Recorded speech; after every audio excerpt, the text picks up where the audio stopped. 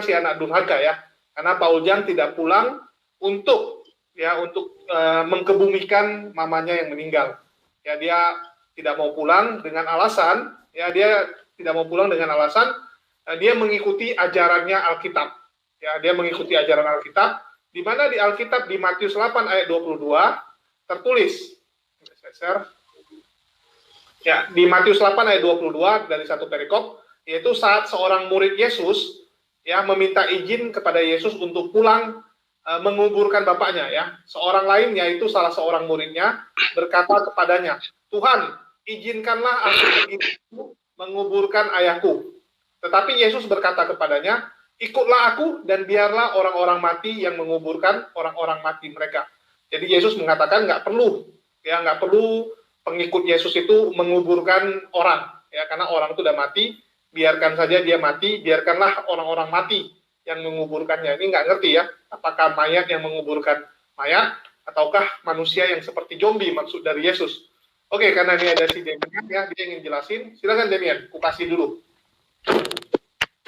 Ya, terima kasih ya, Jul, udah kasih waktu buat saya menjelaskan. Jadi Matius 8 ayat 22 ini sebenarnya kalau kita pahami tentang adat istiadat orang Yahudi, sistem pemakaman orang Yahudi itu ada dua tahap. Yang pertama, dia itu ditaruh di dalam gua sampai mayatnya itu busuk sampai sisa tulang, barulah tulang-tulangnya itu diangkat dan ditaruh kembali ke dalam peti kotak kecil. Kalau kalian lihat nonton di YouTube aja, pemakaman Yahudi zaman kuno, masa kuno itu seperti itu. Jadi mereka itu mengenal dua pemakaman. Yang pertama yang tadi kan ditaruh di dalam gua sampai mayatnya busuk, tulang-tulangnya diambil dan ditaruh ke peti kecil. Nah, itu yang dinamakan pemakaman yang kedua kalinya. Jadi konteks di dalam Matius 8 ayat 22 itu, bagaimana orang itu sebenarnya udah mati, udah lama, ya kan, orang tuanya udah mati. Nah, tapi dia ini menunggu supaya dia dapat menguburkan kedua kalinya, yaitu mengangkat tulang-tulang orang tuanya ini untuk dikuburkan kedua kalinya, gitu kan? Makanya Yesus berkata, biarlah orang mati menguburkan orang-orang mati, gitu kan? Jadi konteksnya seperti itu. Konteksnya di adat budaya orang Yahudi yang dimana mereka menguburkan itu dua kali, gitu loh. Jadi pahami konteksnya. Yesus kan datang di bangsa Yahudi, dia berbicara dengan orang Yahudi, hidup dengan adat budaya orang Yahudi. Seperti itu Jo, jadi harus pahami konteksnya. Tapi di situ nggak dijelaskan. Nanti tunggu sudah kering baru kau kebumikan bapak kau. Nggak ada di situ. Dia cuma bilang nggak usah. Iya, jadi kalau ini kan tafsiran kan, pada zaman itu bagaimana orang yang dia datang kepada Yesus untuk mau mengikuti Yesus, tapi dia masih mau menunggu sampai mayat bapaknya ini bisa ditaruh di dalam peti itu kan, untuk dikuburkan kedua kalinya. Iya, ya kan? Tapi masalah kuburkan kedua kali, Yesus nggak bilang, terus kuburkan pertama masuk ke dalam goa. Siapa yang kuburkan dia ke dalam goa? Kenapa disebut orang mati yang menguburkan? Memangnya mayatnya itu akan diangkat sama zombie terus dimasukin ke dalam gua? Kan nggak bisa gitu, harus ada orang, harus ada manusia. Begitu juga dengan mamanya Yesus ya, Bunda Maria pasti mati kan? Nggak mungkin Bunda Maria masih hidup sampai sekarang. Waktu Bunda Maria mati, siapa yang memasukkan dia ke dalam gua itu? Gua tempat lu bilang untuk tunggu jadi tulang dulu. Kan manusia, apakah manusia itu semua manusia mati? Ini kan penghinaan namanya.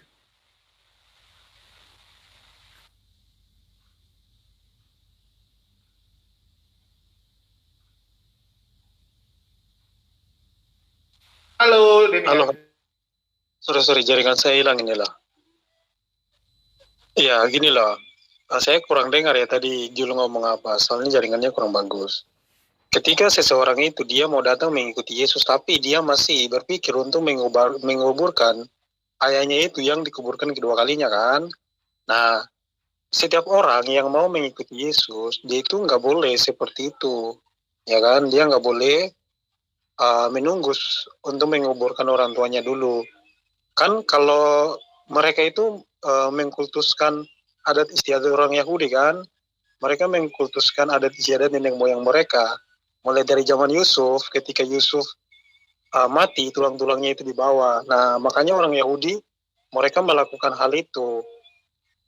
Ketika orang itu mau datang kepada Yesus, supaya menguburkan ayahnya yang kedua kalinya, ya kan?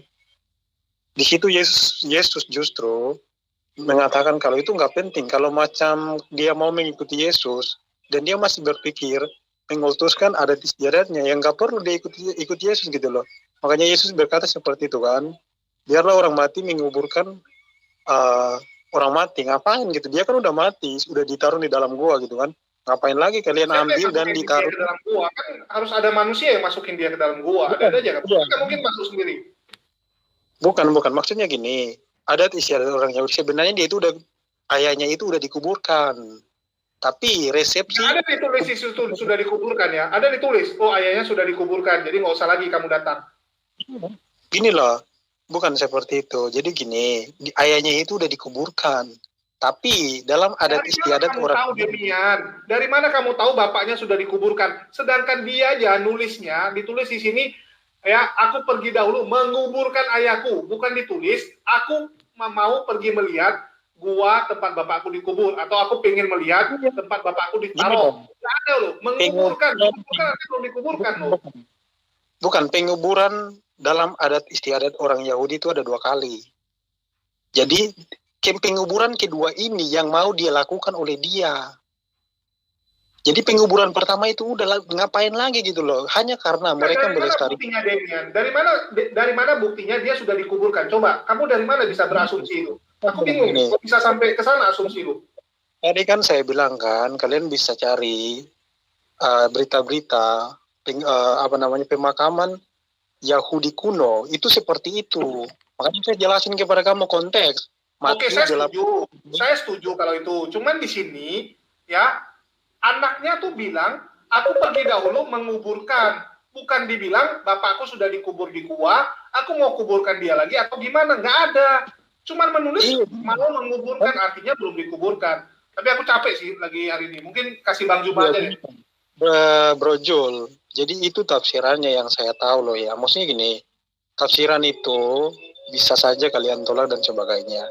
Intinya bagi saya, yang dimaksud di sini adalah penguburan kedua, yaitu mengambil tulang dan ditaruh di dalam peti kotak kecil. Makanya Yesus kalau ngapain, kalau kamu mau ikut saya, ngapain kamu masih memelihara adat istiadatmu? Itu kan dijelaskan itu. Mereka mengkultuskan adat istiadat mereka. Iya, itu kan asumsimu, nggak ada ditulis. Tapi kamu menebak kalau dia mau menguburkan yang kedua kali. Nggak ada loh itu.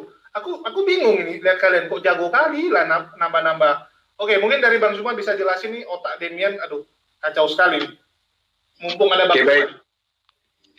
Ya, suara saya kedengaran? Mantap Bang Zuma. Bismillahirrahmanirrahim. Assalamualaikum warahmatullahi wabarakatuh. Jadi terkait dengan prosesi pemakaman yang kemudian kita ambil dari Matius 8 tadinya ya, Matius 8, lalu kemudian saudara Demian mengatakan bahwa di dalam tradisi Yahudi itu ada 2 kali pemakaman. Nah, ini juga perlu dijelaskan itu termaktub di mana gitu di dalam kitabnya Bani Israel bahwa mayat itu atau orang mati itu 2 kali dikubur. Setelah tinggal tulang itu diadakan lagi kegiatan yang terkait dengan pemakaman orang-orang yang sudah meninggal. Kalau kita lihat di dalam Matius 27 ya, sekitar ayat 50-an situ. Di situ jelas bahwa salah satu cara umum penguburan yang diterangkan di dalam kitabnya teman Kristen itu dengan menempatkan orang mati di dalam makam yang duduk di atas permukaan tanah.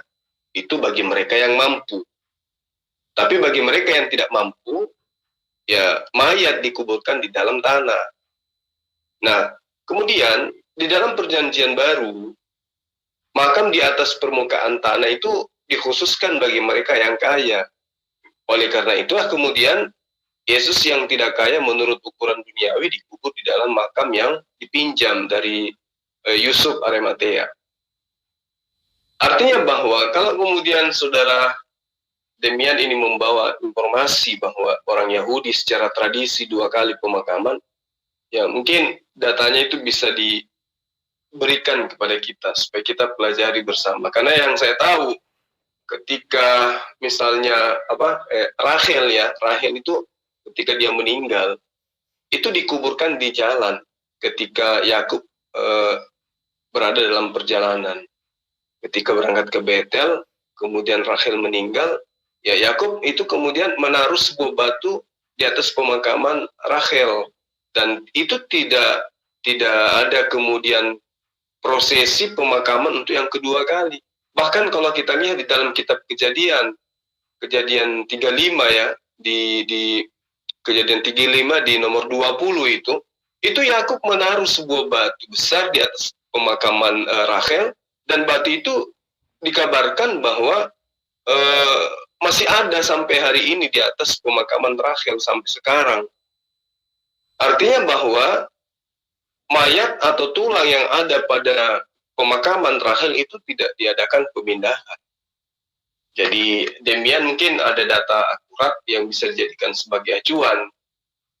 Begitu juga di dalam Kejadian 23 ya. Setelah itu Abraham menguburkan Sarah istrinya dalam gua di ladang Makfela di dekat Mamre, yaitu di Hebron di negeri Kanan. Dan ini tidak ada prosesi kemudian bagaimana Abraham ini yang telah membeli tanah di daerah Hebron itu kembali setelah sekian tahun setelah tinggal pulang mengambil tulang daripada istrinya dan menguburkan kembali.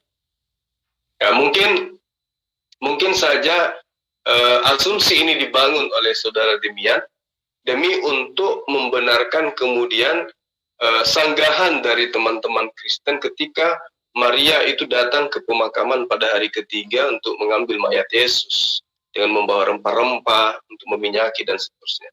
Saya kira begitu alasannya nantinya. Ketika ditanya, apa dasar pijakannya Anda mengatakan ada pemakaman 2 kali setelah di dalam Matius 8 nyata dikatakan bahwa Yesus menyampaikan kepada sahabat-sahabatnya, ikutlah aku dan biarlah orang-orang mati menguburkan orang-orang mati mereka. Nah, ini adalah perintah hiperbola atau memang majas yang sesungguhnya, atau seperti apa ini maksudnya ini?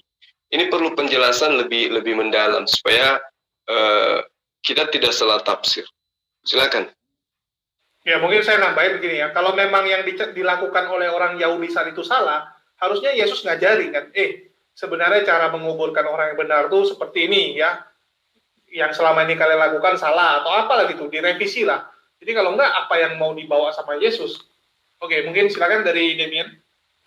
Iya, jadi Kejadian 50 ayat 25 sampai 26. Nanti Suma baca ya ayatnya. Lalu Yusuf menyuruh anak-anak Israel bersumpah, katanya, tentu Allah akan memperhatikan kamu. Pada waktu itu kamu harus membawa tulang-tulangku dari sini. Kemudian matilah Yusuf berumur 110 tahun. Mayatnya dirempah-rempahi dan ditaruh dalam peti mati di Mesir. Jadi diambil itu tulang-tulangnya, ditaruh di peti yang berbentuk segi 4. Ya, bentuknya cuman kecil. Tidak seperti peti yang sebesar mayat kita di atas ditaruh di dalamnya. Jadi peti itu bentuknya cuman kecil. Makanya tadi aku bilang kan, kalian lihat aja di YouTube. Resepsi penguburan mayat Yahudi masa kuno. Itu penguburannya ada 2 kali. Yang pertama, ya, mayat itu dibiarkan sampai kemudian tulang-tulangnya diambil dan ditaruh di peti itu, peti yang kecil itu namanya penguburan yang kedua kalinya. Ya, kalau kalian lihat tentang penjelasan orang Yahudi yang menuduh bahwa Yesus menikah dan mereka menuduh bahwa tulang-tulang Yesus ada di pemakaman di salah satu kuburan, yang dimana di dalam kuburan itu, di situ semuanya mayat-mayat orang Yahudi semua di situ. Tulang-tulangnya doang di dalam peti-peti. Saya nggak bisa screen, saya pakai HP. Nah, jadi di dalam kuburan itu semuanya hanya peti-peti kecil yang di dalam peti itu terdapat tulang-tulang orang-orang Yahudi. Bagaimana mereka memelihara tradisi mereka dari zaman Yusuf sampai Yesus Kristus. Ketika seseorang ini dia datang kepada Yesus, dia meminta untuk menguburkan ayahnya dulu. Sebenarnya kan menguburkan yang dia maksud itu adalah menguburkan yang kedua kalinya. Makanya Yesus berkata, biarlah orang mati, menguburkan orang-orang mati gitu loh. Jadi kalau kita pahami konteks Alkitab, maka kita harus pahami adat istiadat orang Yahudi. Resepsi penguburan Yahudi itu seperti itu. Ada 2 kali gitu loh. Yaitu ketika orang itu mati, dia ditaruh di sebuah gua sampai dia sisa tulang, baru tulang itu diambil dan ditaruh di sebuah peti untuk disimpan. Dan ini mengikuti seperti yang Yusuf perintahkan kepada anak-anak Israel, bersumpah bahwa mereka harus membawa tulang-tulang Yusuf, dan itu dilakukan oleh Musa ketika Musa membawa bangsa Israel keluar dari tanah Mesir ke tanah perjanjian, tapi dia nggak sampai masuk di tanah perjanjian. Yang masuk membawa tulang-tulang itu adalah Yosua, Keluaran 13 ayat 19. Jadi seperti itu konteks Alkitab tentang maksud kenapa Yesus berkata, ngapain kamu pergi untuk menguburkan ini kan? Bukannya dia itu udah dikuburkan gitu kan, kalau menurut tafsiran saya loh ya. Dia itu udah dikuburkan, hanya saja mereka masih memelihara tradisi ini. Makanya Yesus berkata, biarlah orang mati menguburkan mayat orang mati gitu loh. Biarlah orang mati menguburkan orang mati. Itu konteksnya yang benar. Gak mungkin dong, ketika seseorang ini dia lagi, ayahnya lagi meninggal gitu kan, datang kepada Yesus, biarlah mari saya kuburkan ayah saya dulu. Gak mungkin Yesus membiarkan nggak bolehin dia gitu loh, nggak mungkin kalau menurut saya loh ya. Tapi karena mereka memelihara tradisi mereka, makanya Yesus berkata seperti itu, biarlah orang mati menguburkan orang mati. Gitu Jol. Ya, dari mana asumsi itu? Coba, oke lah. Di sini ada Abednego supaya nggak kelihatan kroyok ya. Nanti susah nih. Kadang konten-konten ini dikit-dikit bilang dikroyok. Padahal kita kasih waktu ganti-gantian ya. Ini tertib nih kok.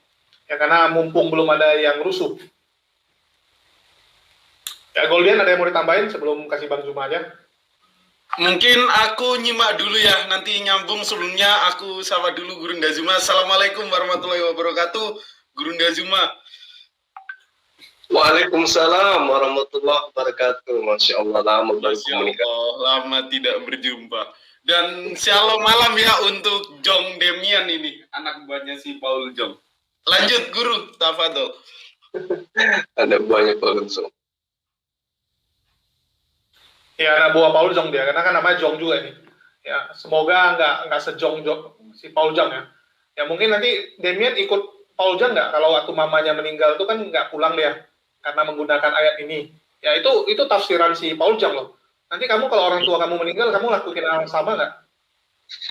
Enggak, kalau saya kan memandang ayat itu berbeda dengan yang lain. Beda karena sama bos kamu, tapi nama kamu Jong juga.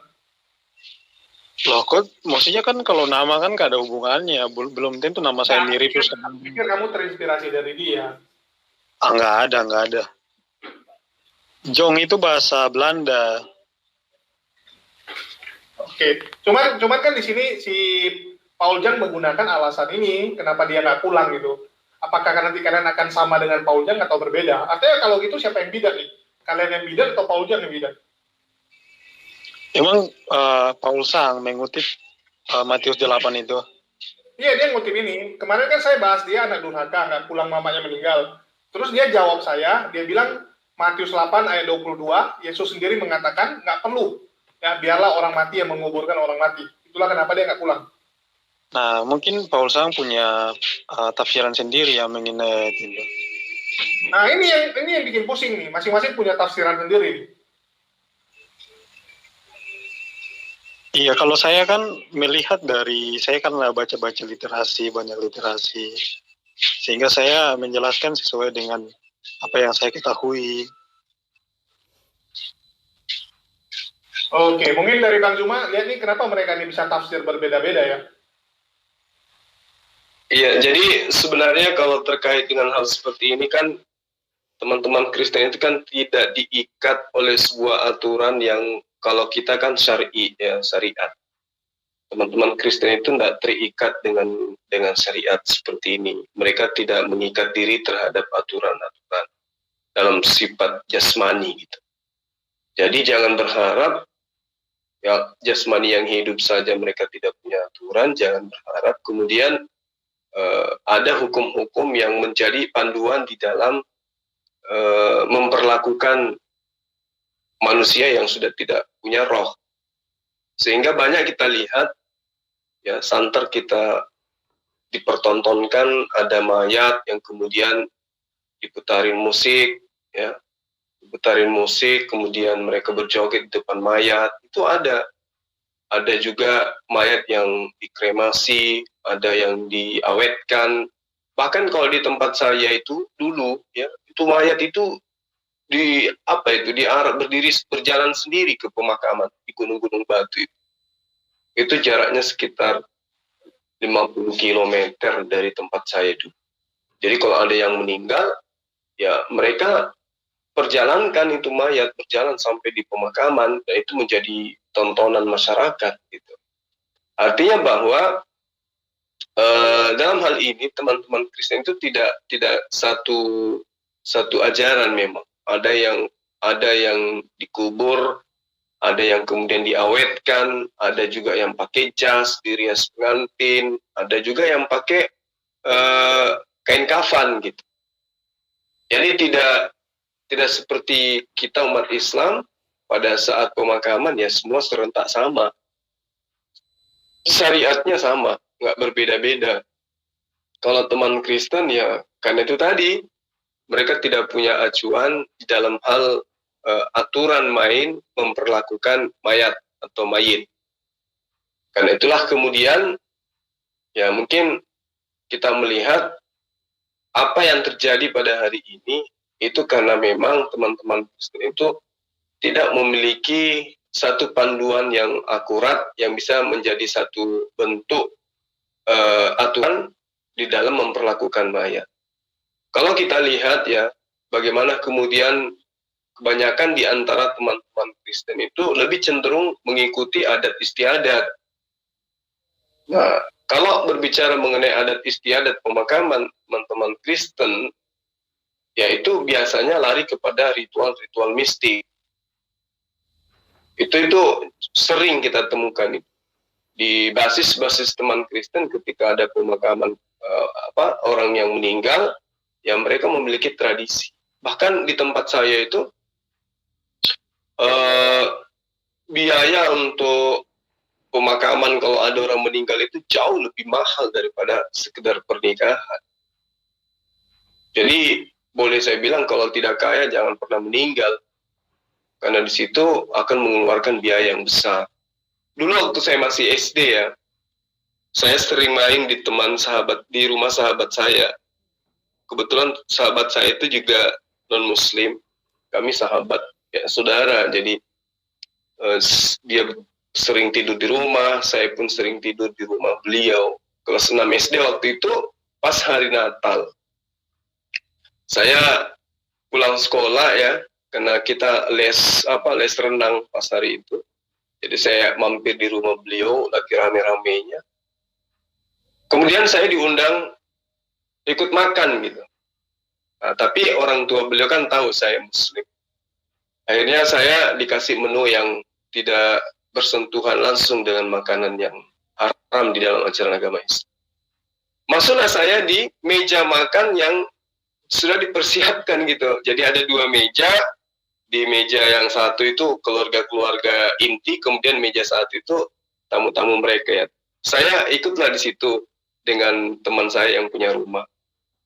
Nah, kemudian saya melihat ada apa kok orang semuanya foto-foto di situ di meja sebelah itu, rupa-rupanya ada mayat yang didudukkan di situ yang sudah usianya sudah kurang lebih 10 tahun meninggalnya.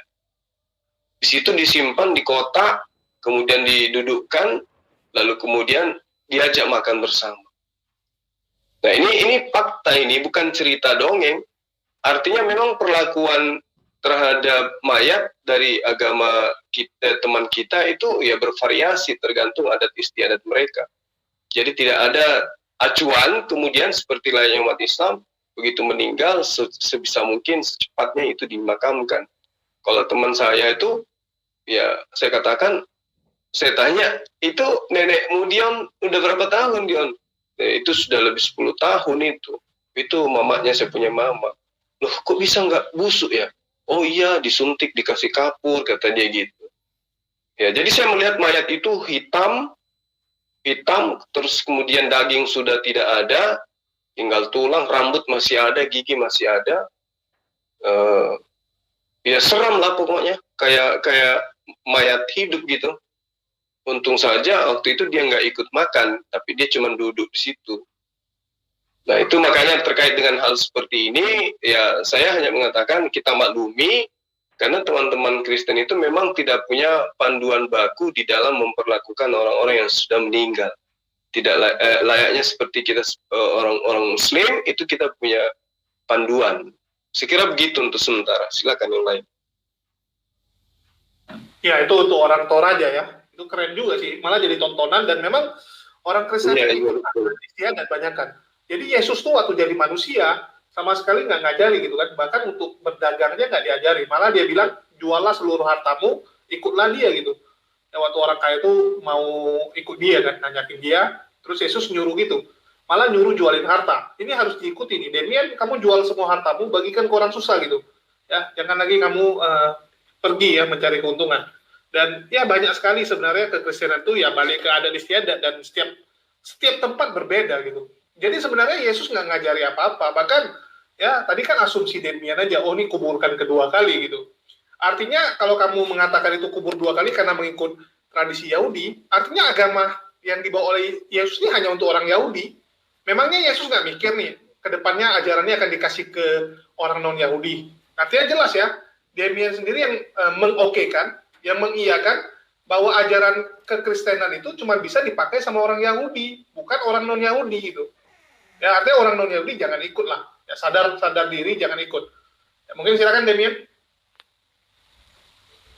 Ya, jadi kalau selama adat itu nggak bertentangan dengan agama, itu nggak masalah. Tapi kalau di dalam kekristenan, tentang pemakaman itu diatur dalam misalkan tradisi gereja, misalkan aturan-aturan gereja. Bagaimana kita memperlakukan mayat itu untuk dimakamkan. Nah, misalkan sebelum dimakamkan dimandikan, jenazahnya dimandikan, terus pemakaian baju yang pantas untuk dia, ya kan. Terus kemudian dimasukkan ke dalam peti dan sebagainya. Jadi itu udah diatur dalam tradisi gereja, ya kan.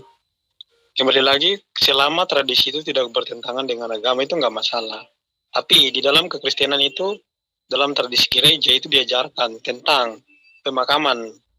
Kalau di daerah saya itu nggak ada memakamkan mayat sesuai dengan adat istiadat yang sejak nenek moyang, tapi sesuai dengan apa yang udah diatur oleh gereja. Seperti yang tadi saya jelaskan kan, dimandikan, dipakaikan pakaian yang bagus, setelah itu ditaruh di dalam peti dan dikuburkan, didoakan dan dikuburkan. Jadi itu diatur. Kemudian ketika ada orang yang melihat, ketika dia Kristen dan dia melakukan ritual-ritual agama tapi dalam tanda kurung di luar daripada ajaran kekristenan, itu memang menyimpang kok, walaupun dia Kristen. Tapi kalau adatnya menyimpang daripada Alkitab, tahu ada ritual-ritual yang berhubungan dengan nenek moyang kan, roh-roh magis lah istilahnya gitu kan, itu memang menyimpang walaupun dia Kristen. Jadi bagi saya, di dalam gereja saya itu udah mengatur tentang penguburan jenazah dengan baik dan benar, sesuai dengan kemanusiaan kita, gitu kan, seperti itu. Lah, mana ada menyimpang? Kan kalian juga menyembah roh bertanduk 7 dan bermata 7, Demian. Kok menyimpang? Enggak sesuai topik. Lah, dia aku ngurusin itu nggak menyimpang. Tuhan kau kan juga bermata 7 dan bertanduk 7. Wahyu 5. Maksudnya nggak nyambung sama pembahasan kita. Lah, kalau soal wahyu itu kan itu tafsirannya multitafsir itu, bro. Tuhan kalian aja kan juga roh bertanduk 7 dan bermata 7. Itulah roh Allah. Kalau berbicara mengenai tradisi tidak bertentangan dengan ajaran agama, nah ini juga harus dipertanyakan agama apa yang Saudara Demian maksud, karena kalau berbicara mengenai agama berarti terkait dengan Yesus, ya berarti ajaran Yesus atau agama Yesus. Nah, Yesus sendiri adalah praktisi Yudaism.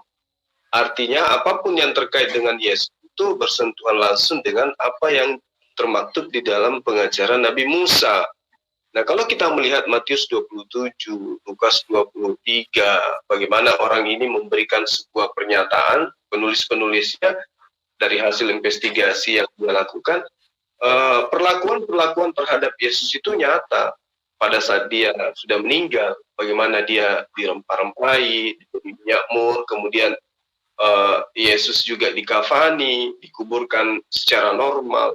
Tapi kalau kita melihat apa yang terjadi saat sekarang di Kristen, berjas, bersepatu, kesapu tangan, di make up, bertopi, membawa tas atau tongkat dan seterusnya, ini tradisi yang sudah melanggar daripada ajaran Yesus. Karena Yesus sendiri matinya dikafani. Sebagaimana yang diterangkan di dalam Matius 27 itu. Artinya dari hal seperti ini saja itu sudah tidak berkesesuaian dengan ajaran Yesus itu sendiri. Karena itulah kemudian bagaimana orang-orang seperti ini mengatakan mereka ini adalah pengikut. Sementara yang diikuti melakukan apa, diperlakukan seperti apa, sementara mereka ya tidak berkesesuaian. Saya sering ya, beberapa teman kantor saya itu meninggal keluarganya, saya hadir, mereka berjas, rias pengantin, yang perempuan, make up, pakai sepatu, dan seterusnya. Sementara penggambaran pemakaman seperti itu kan datangnya dari barat. Sementara Yesus, ya, itu jelas di dalam kitab teman Kristen sendiri bagaimana prosesi pemakaman beliau dan seterusnya itu terpampang habis. Artinya kalau dikatakan tradisi, ini fakta, ini sudah bertentangan dengan tradisi itu. Kain kafan adalah jalan terakhir daripada kehidupan manusia, termasuk yang dipraktekkan oleh para nabi. Tapi kemudian di Kristen pakai jas, pakai dasi, pakai sapu tangan, pakai sepatu dan seterusnya. Saya terkadang sedih melihat mayat-mayat teman-teman Kristen punya keluarga atau karyawan yang meninggal dari Kristen itu. Nah, ini kok bisanya kayak begini? Saya tanya sama teman keluarga itu, ini kenapa Pak? Kok bisa pakai jas begini keluarganya? Memang mau pengantin? Kata dia, iya. Dia ini adalah mempelai laki-laki. Yesus itu mempelai wanita. Yesus itu adalah mempelai laki-lakinya. Saya katakan, loh, ini kan laki-laki yang meninggal. Memang tradisi kami itu begitu, kata dia. Saya bilang, oh ini pasti tidak tertuang di dalam kitab, tertuang dalam kitab Kristen ini. Pasti cuman lagi-lagi akal-akalan aja, cuman imani aja ini. Maksudnya lari kepada kitab Wahyu ini. Jadi mempelai laki-laki, mempelai perempuan. Nah, mereka ini, teman-teman Kristen ini dianggap laki atau perempuan ketika mati berjas karena mereka mau menikah nantinya dengan Yesus. Yang Yesus itu adalah mempelai laki-lakinya. Harusnya mayat laki-laki itu didandani dandan perempuan, kan gitu ya. Pakai baju pesta pernikahan perempuan, jangan pakai jas. Nanti kalau sampai di sana, Yesus kan laki-laki, terus mayatnya juga berjas. Ya, nanti dibilangnya pengantin gay. Ya, kalau kita mau mengakal-akalinya maksudnya. Tapi ya itu kan haknya teman-teman Kristen. Cuman yang kita katakan ini apa yang dikatakan oleh Saudara Demian, bahwa ketika ada tradisi yang melanggar syariat agama, ajaran agama, maka itu tertolak kebenarannya. Nah, entah agama siapa yang dimaksud di sini. Kalau Yesus sudah pasti bertentangan. Tapi kalau misalnya agama yang dimaksud Kristen, di Kristen itu boleh berjas, berarti kan tidak bertentangan karena Kristen. Yang jadi masalah, Yesus tidak mencontohkan demikian. Gitu. Iya, kalau kita membahas tentang adat istiadat ya, adat istiadat itu kan bukan bukan suatu perintah gitu loh, tetapi ini kebiasaan kaum tersebut turun temurun. Jadi menurut saya itu nggak sesuai loh ya. bagaimana bagi kita sebagai manusia yang penting adalah dapat memperlakukan mayat itu sesuai dengan pri kemanusiaan. Jangan kita sembah mayat itu, jangan kita rusakkan mayat itu dan sebagainya. Intinya mayat itu kita perlakukan dengan pri kemanusiaan. Bagaimana kita itu menguburkannya dengan layak dan baik. Kalau kita melihat orang Yahudi modern, mereka itu menguburkan mayat mereka dikuburkan pakai jas, pakai peti. Jadi bagaimana mereka meninggalkan adat istiadat mereka, ya ketika mereka masih di tanah Kanaan, mereka terbuang ke Eropa, orang-orang Yahudi di Eropa, mereka menguburkan mayat mereka itu pakai jas, pakai sepatu, pakai peti. Jadi namanya juga kan adat istiadat loh ya. Bagaimana bisa kita menyalahkan hal itu gitu. Kalau selama orang itu dia masih memperlakukan mayat, menguburkan mayat itu dengan pri kemanusiaan itu nggak masalah. Intinya jangan dia melakukan ritual-ritual penyembahan ya kepada roh-roh nenek moyang dan sebagainya, itu yang salah gitu loh. Ini salah karena apa? Menghambakan mayat itu atau istilahnya ya melenceng lah dari kebenaran gitu kan, tidak sesuai dengan pri kemanusiaan. Itu baru salah gitu loh.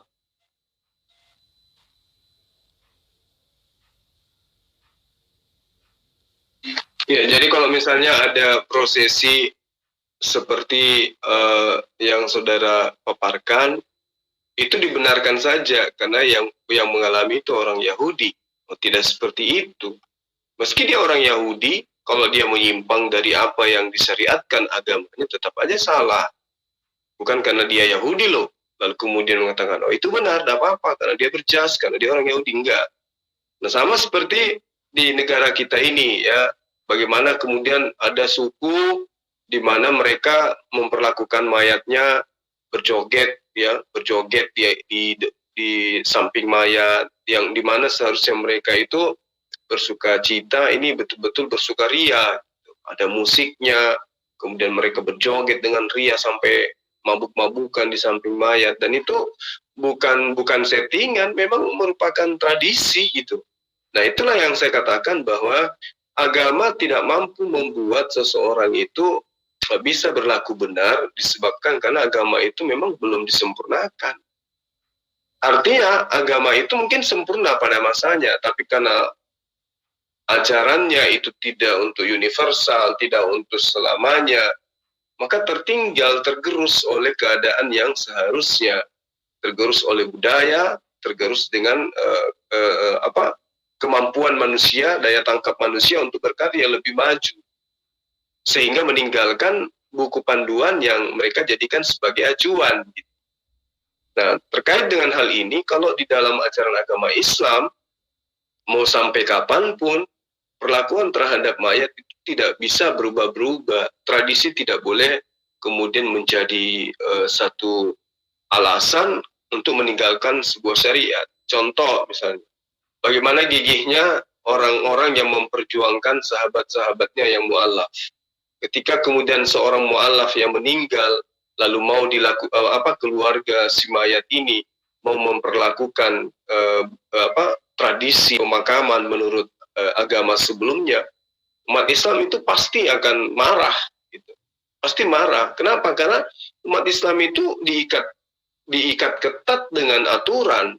Mayat itu harus diperlakukan sesuai dengan syariat.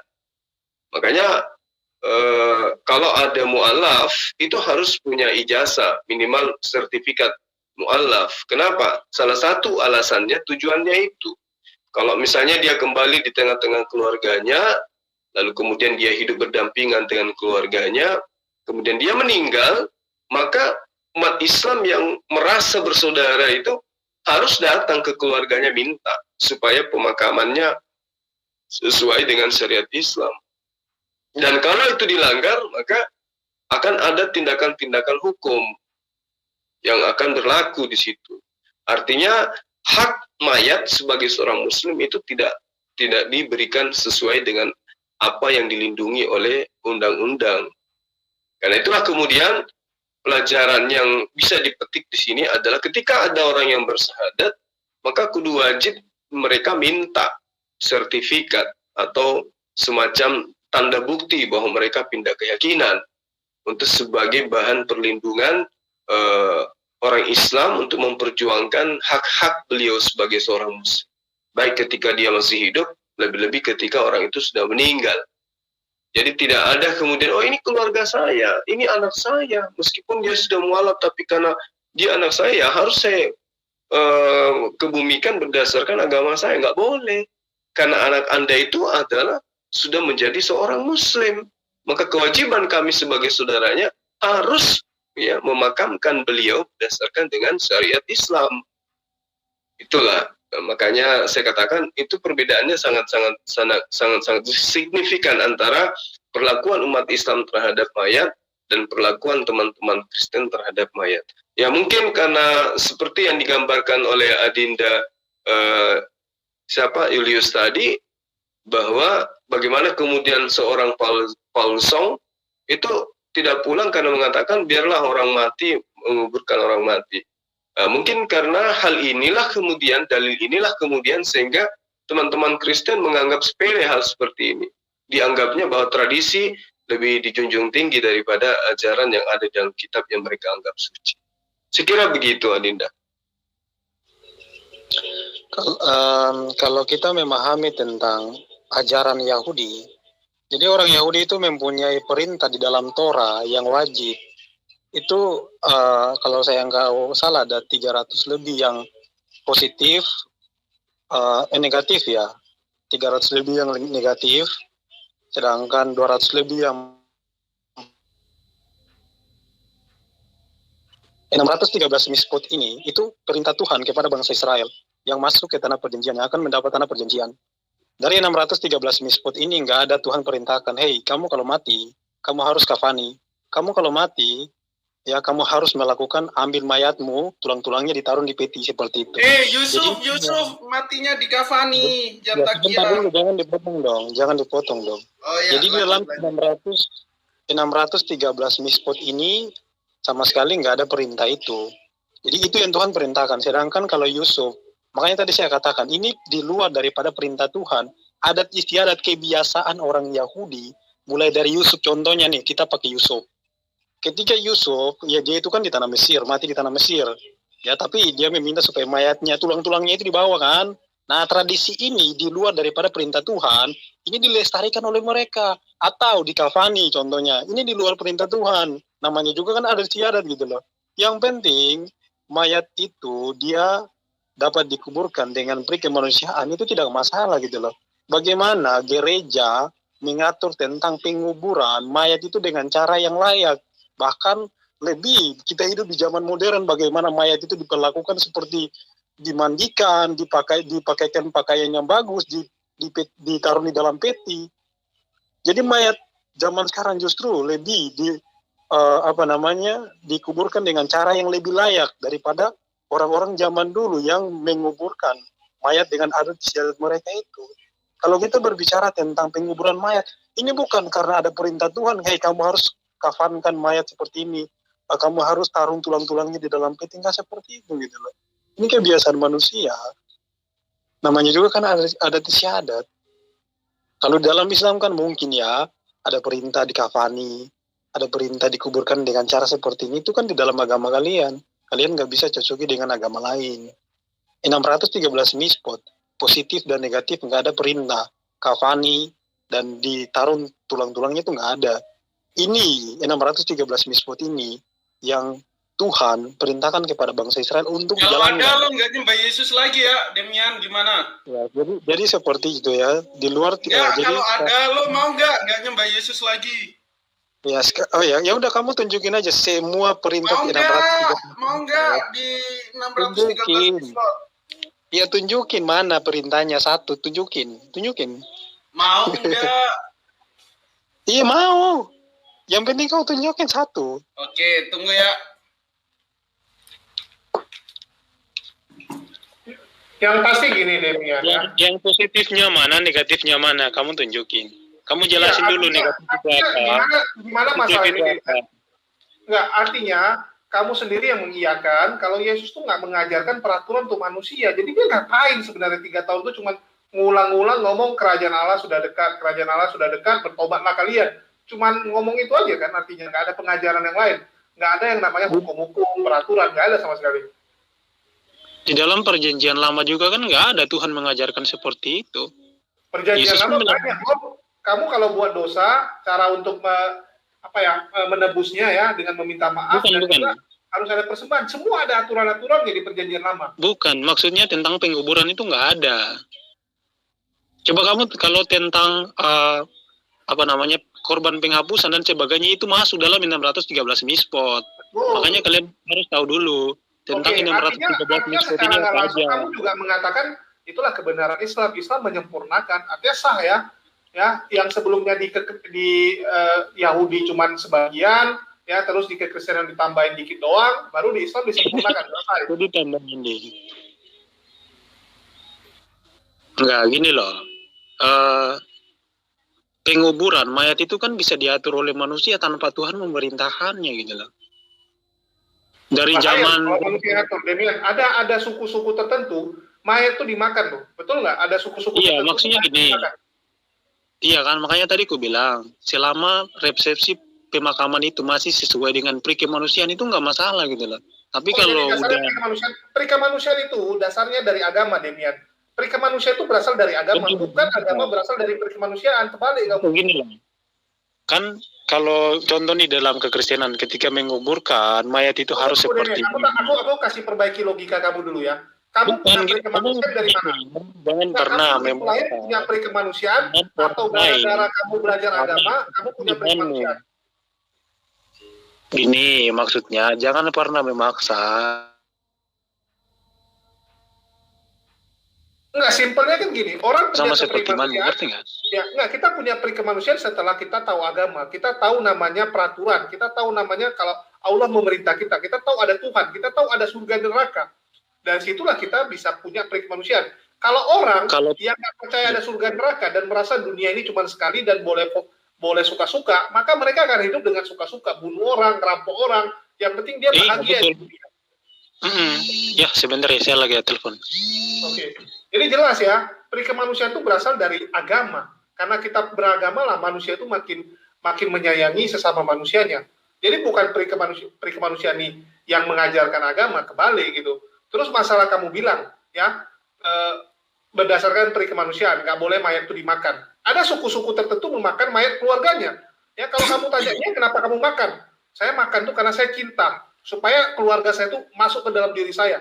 Ya, ada suku-suku tertentu dia makan gitu, tujuannya supaya anggota keluarga itu menyatu dengan dirinya. Ya, karena dagingnya dari makan menyatu sama dia. Artinya dia cinta.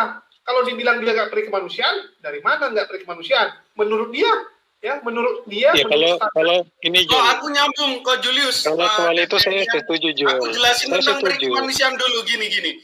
Jadi perikemanusiaan itu ada dua perspektif. Kapan perikemanusiaan itu muncul? Nah, kalau kita memandang dari sejarah Barat, perikemanusiaan atau nanti sebuah gerakan yang disebut Renaissance of Humanism itu datang karena gereja yang waktu itu terlalu mendiskriminasi manusia-manusia yang ada di kalangan Barat. Nah, gerakan itu yang disebut Renaissance of Humanism itu muncul sebagai bentuk kritik terhadap teokrasi gereja. Jadi adanya perikemanusiaan kalau kita pandang dalam sudut Barat itu akibat ulah daripada agama Kristen. Itu tidak bisa kita pungkiri, itu sejarah dunia mencatat. Nah, dan perikemanusiaan yang paling awal itu juga udah diajarkan karena agama itu tidak lain dan tidak bukan adalah Islam itu sendiri yang mengajarkan tentang muamalah atau hubungan sosial antara manusia dan manusia. Tetapi nggak bisa dipungkiri bahwa gerakan kemanusiaan yang tentunya tercatat dalam sejarah ini timbul itu karena ulah gereja yang mendiskriminasi dan memberikan hukum-hukum yang terlalu mengebiri manusia di Barat itu pada abad 18 yang disebut Renaissance of Humanism. Itu, Demian. Iya, cuman masalahnya ini nggak sesuai dengan pembahasan kita, jadi kelihatannya nggak nyambung gitu loh. Kalau soal perikemanusiaan ya, Tuhan itu kan mengajarkan manusia tentang moral, ya kan, mengasihi sesama, jangan melakukan ini, jangan melakukan itu. Jadi kalau manusia taat kepada perintah-perintah itu, otomatis mereka itu mempunyai perikemanusiaan. Kalau manusia mempunyai perikemanusiaan, pastinya nggak mungkin ketika manusia itu menguburkan mayat seseorang diperlakukan tidak sesuai dengan perikemanusiaan. Kalian setuju nggak? Jadi bagaimana? Ini beda, Demian. Kamu tahu nggak di agama Buddha, malah mereka minta gini ya, yang meninggal ini, ya ada yang meninggal tuh dia bilang gini, nanti waktu dia meninggal, tolong jasadnya itu diberikan kepada binatang saja untuk dikasih makan, karena dia welas asih ya. Di agama Buddha, tunggu dengar dulu, gue kasih selesai dulu Demian, biasakan ganti-gantian. Jadi Dewi Kwan Im itu, dia meninggal itu ya saat jadi manusia, dibilang dia merelakan dirinya dimakan sama harimau, karena dia kasihan dengan harimau itu kelaparan. Saking dia kasihan dengan binatang. Dan banyak orang-orang yang mempraktekkan itu. Sebelum meninggal dia pesankan ke keluarganya. Nanti mayat saya kamu kasih ke binatang. Kalau enggak nanti dia bilang setelah saya meninggal cepat-cepat ya matanya itu dikasihkan ke orang ya, bagian tubuhnya itu didonor. Tapi keluarganya nggak lakuin. Kenapa? Karena keluarganya bilang gini, aduh kasihanlah mayatnya, masa mayatnya tuh kayak diperlakukan seperti itu. Menurut keluarganya itu nggak berperi kemanusiaan, tapi menurut pemilik mayatnya atau pemilik tubuhnya itu yang lebih bagus gitu. Jadi bertentangan standarnya itu, standar mereka bertentangan. Sama kayak tadi saya bilang, ada yang orang bilang, ya ada suku-suku yang bilang dia makan anggota keluarganya bukan karena dia jahat, bukan karena kita rakus ya, karena kita nggak punya makanan lain, kita makan keluarga kita, bukan karena itu, tapi karena sayang dengan anggota keluarga supaya menyatu, dia makan. Jadi standar peri kemanusiaan ini berbeda-beda, Demian. Ya, di setiap daerah standar-standar itu berbeda. Kamu nggak bisa pungkiri ya. Itulah kenapa gunanya harus dari Allah, dari Tuhan yang memberikan standar. Manusia itu standarnya seperti ini. Biar seragam, ya dari ujung ke ujung semua seragam gitu. Kalau manusia yang pakai standar sendiri beda-beda pasti. Kayak contoh di Indonesia, ya standar sesuatu kayak kita gini. Kayak kita mendidik anak gitu kan. Standar kita itu kayak hubungan pacaran tuh kan. Ya kita nggak boleh pacaran atau apa gitu kalau yang di timur, tapi orang barat ya kalau umur 17 tahun masih perawan malah diketawain gitu. Bagi mereka kalau udah 17 tahun masih perawan itu udah kayak dihina, kan standarnya beda gitu. Kalau kamu pakai standar manusia kacau nanti. Itulah kenapa butuh standar yang benar-benar dari Tuhan, Demian. Saya pikir gini bro, ketika kita berbicara tentang resepsi pemakaman, ya di dalam Kristen kan udah tadi saya jelaskan, itu udah sangat jelas dan baik. Tuhan itu sejak zaman Adam sampai para nabi, Tuhan itu tidak pernah mengatur kalau kamu mau menguburkan harus kayak gini, kayak gitu. Intinya, ketika manusia itu memperlakukan mayat itu dengan baik dan benar, namanya juga kan orang sudah mati ya kan. Setelah mati ya dikuburkan gitu loh. Ngapain harus kayak gini dulu, harus kayak gini dulu. Itu kalau melakukan yang namanya seperti orang Yahudi contohnya, mengambil mayat untuk ditaruh ke Makpela dan sebagainya, itu kan namanya adat istiadat gitu loh. Sekali lagi selama manusia itu masih memperlakukan mayat pemakaman itu dengan baik, itu enggak ada masalah gitu loh. Ini seperti itu kalau kita membahas mengenai resepsi pemakaman. Oke, tapi itu nggak menjawab. Itulah Demian gue bilang standar kalian bakal kacau kalau menggunakan standar manusia. Ya, harusnya kalian melihat, oh kenapa Islam itu bisa lengkap kali gitu. Artinya benar, ini agama penutup, itulah bisa lengkap gitu. Dan itu bisa membuat manusia itu satu suara. Ya kamu lihat dimanapun, ya dari belahan bumi manapun yang namanya Muslim itu seragam gitu, ya seragam.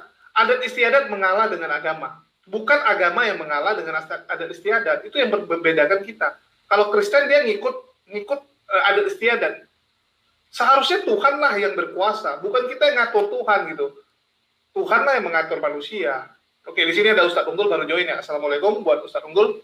Ya mungkin ada yang mau ditambahin Ustadz Unggul. Seharusnya dari tadi udah nyimak ya.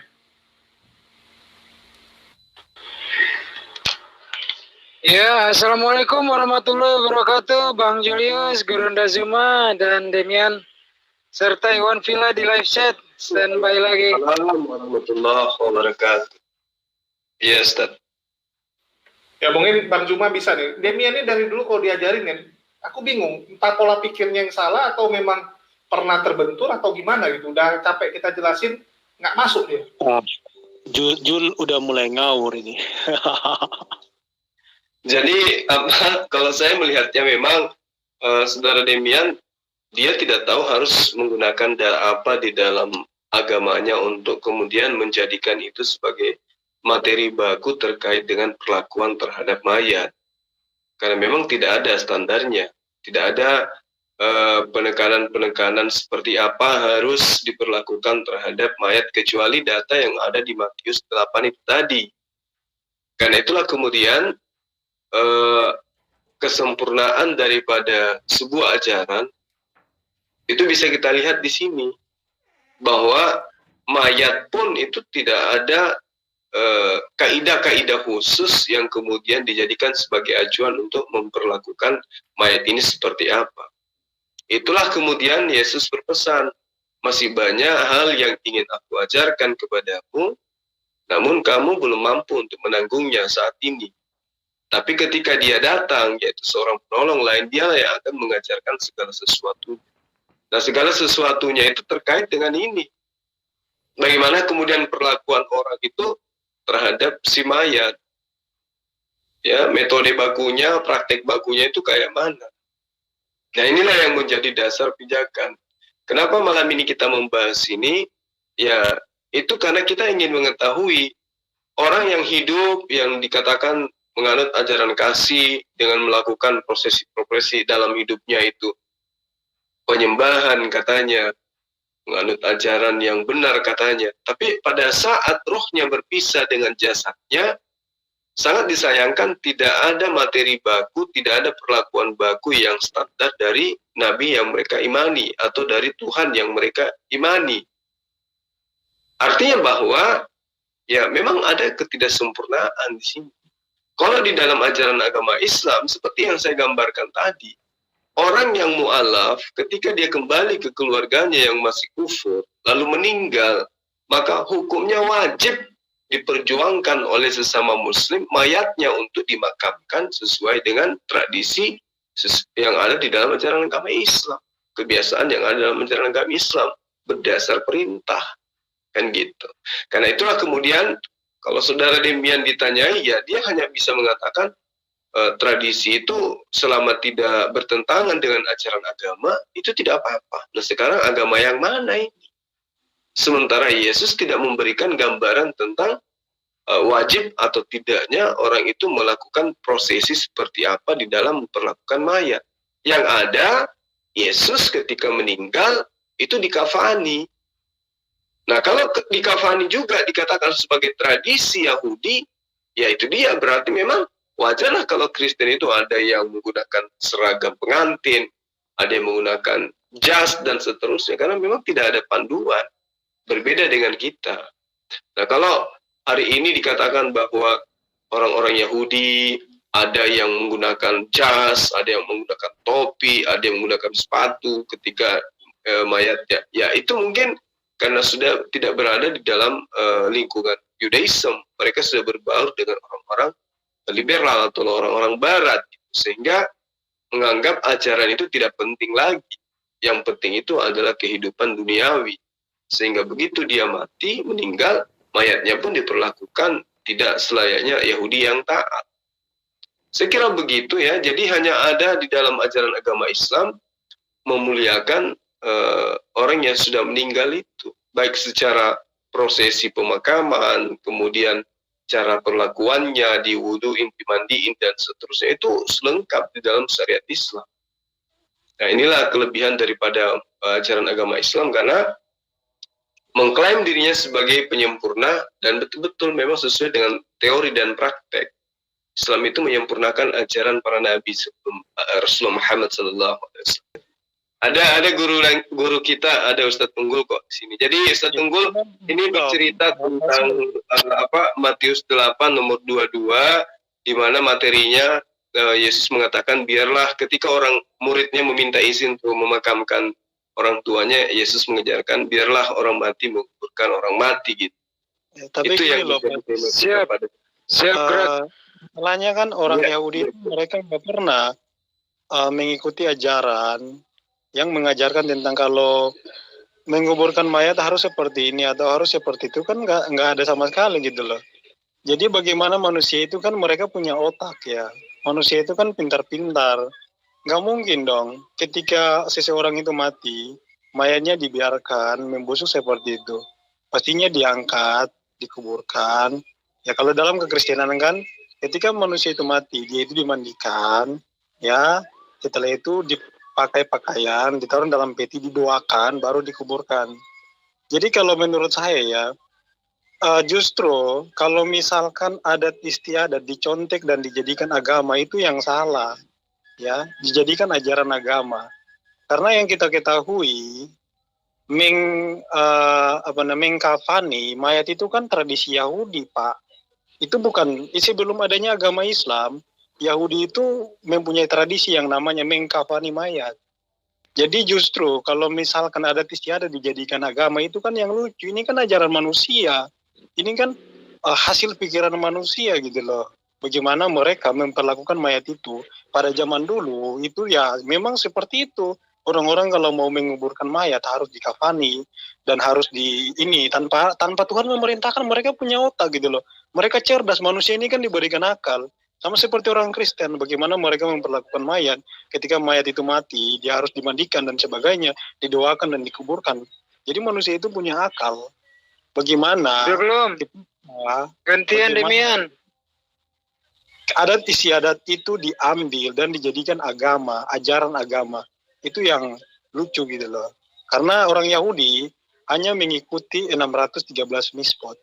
Adat istiadat itu bisa berubah. Makanya orang Yahudi ketika mereka ke Eropa, mereka dan di zaman modern mereka melakukan seperti di zaman modern. Bagaimana orang-orang modern mereka sudah melakukan yang seperti ini. Kalau misalkan mati harus seperti ini, tanpa harus mengikuti syariat agama, karena agama itu kan hanya mengatur tentang moralitas manusia.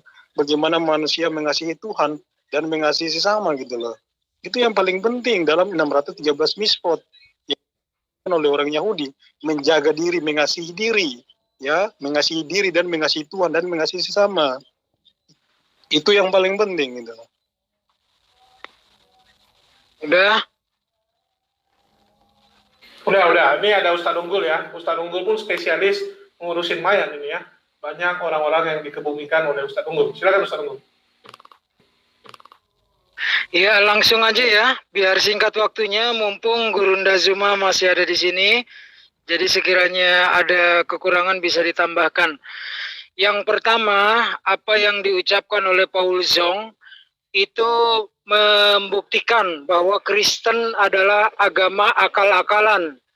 Ketika karena alasan yang seharusnya dia malu, tidak bisa pulang walaupun dia punya uang, tetapi dia mengandalkan ayat itu. Dia bilang ini ada dalilnya. Nah, kalau kita di kesempatan yang lain pasti Paul Zong bilang, oh itu tidak demikian, itu eksegese. Jadi contohnya ketika ada orang Kristen meninggal, dimandikan, disembahyangkan di gereja dan seterusnya, itu adalah cara penguburan kami. Sementara di kala yang ini dia bilang bahwa itu ada di dalam dalil. Jadi yang menguburkan orang mati itu adalah orang mati juga. Berarti kalau kita berpandangan seperti ini, semua orang Kristen yang dikuburkan oleh pendeta, keluarganya, itu dikuburkan oleh mayat berjalan. Inilah agama akal-akalan. Tetapi dalam Islam ya, itu ada panduannya. Perkara Yahudi panduannya bagaimana, itu urusan mereka. Tetapi Islam itu satu kesatuan. Jadi tidak hanya diajarkan oleh Nabi Muhammad yang juga merupakan sumkum kedua setelah Al-Quran, yaitu berupa hadis. Jadi ada di sini pemaknaan skala prioritas. Mendahulukan penguburan orang Islam adalah wajib. Dan orang yang tidak menguburkan orang Islam, satu kampung berdosa semua. Tetapi bila ada satu atau sekelompok orang menguburkan, maka yang lain tidak dianggap berdosa. Ini panduan agama. Lalu menjadi tradisi, boleh jadi. Kayak sunat itu perjanjian kekal, covenant antara Abraham dengan keturunannya. Tidak bisa dibatalkan, tidak bisa dirubah. Dan keturunannya ini tidak hanya keturunan daging, keturunan rohani. Karena sudah sedemikian lama, seolah-olah menjadi tradisi. Ini yang Demian perlu belajar. Tradisi di dalam agama, kalau itu sumbernya dari agama, berarti ajaran Tuhan. Islam itu luar biasa, mati dahulukan. Orang mau menikah, jangan disusah-susahkan. Dipercepat penguburan. Orang mau menikah, dipercepat pernikahan. Nah, hebatnya lagi Islam, ini saya nggak omong kosong. Saya ini masuk ke tempat-tempat bencana. Alhamdulillah dulu ketika masuk Aceh, saya bingung. Bagaimana memandikan saudara-saudara saya korban tsunami. Walaupun pelan-pelan sedemikian rupa sudah tidak sempurna keadaan jenazah, alhamdulillah kawan-kawan yang di Jakarta berjuang. Kemudian MUI juga berjuang sesegera mungkin mengeluarkan fatwa bahwa para korban tsunami itu adalah digolongkan mati syahid. Tidak perlu dimandikan, tidak perlu disolatkan, tidak perlu dikafani, langsung dikuburkan seada-adanya. Nah, inilah luar biasanya Islam. Dikala normal punya panduan, dikala emergensi punya panduan. Enggak pakai akal-akalan. Kalau pakai akal-akalan, nanti akhirnya ya jadinya seperti ini. Agama akal-akalan. Islam enggak bisa. Islam harus dipulangkan kepada apa kata Al-Quran, atau kalau mau detailnya lagi, apa kata hadis dari Rasulullah SAW. Jadi jelas, pernyataan Paul Zhang yang dibela oleh Demian adalah membuktikan ini pengajaran agama yang akal-akalan. Gitu Bang Julius, standby lagi, lanjutkan perjalanan. Oke, si Demion, silakan tanggapannya. Iya, sorry. Tadi saya kepental ini jaringannya. Iya, tapi saya tadi sempat dengar ya tentang perkataan Pak Ustadz Unggul ya mengenai sunat. Sunat itu kan di dalam Torah menjelaskan hanya bagi keturunannya yaitu Ishak dilakukan pada hari yang ke-8. Jadi kalau dalam Torah itu saya pikir Pak Ustadz Unggul harus belajar dulu tentang Torah. Torah itu menjelaskan tentang sunat hati dan sunat rohani dan sunat secara daging. Lahiriah itu seperti apa?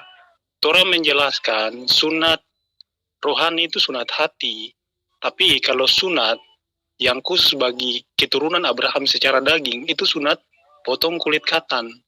Jadi mungkin Pak Ustadz Unggul harus belajar dulu tentang Torah, baca dulu Torah biar paham tentang ajaran di dalam Torah itu seperti apa, sunat itu seperti apa.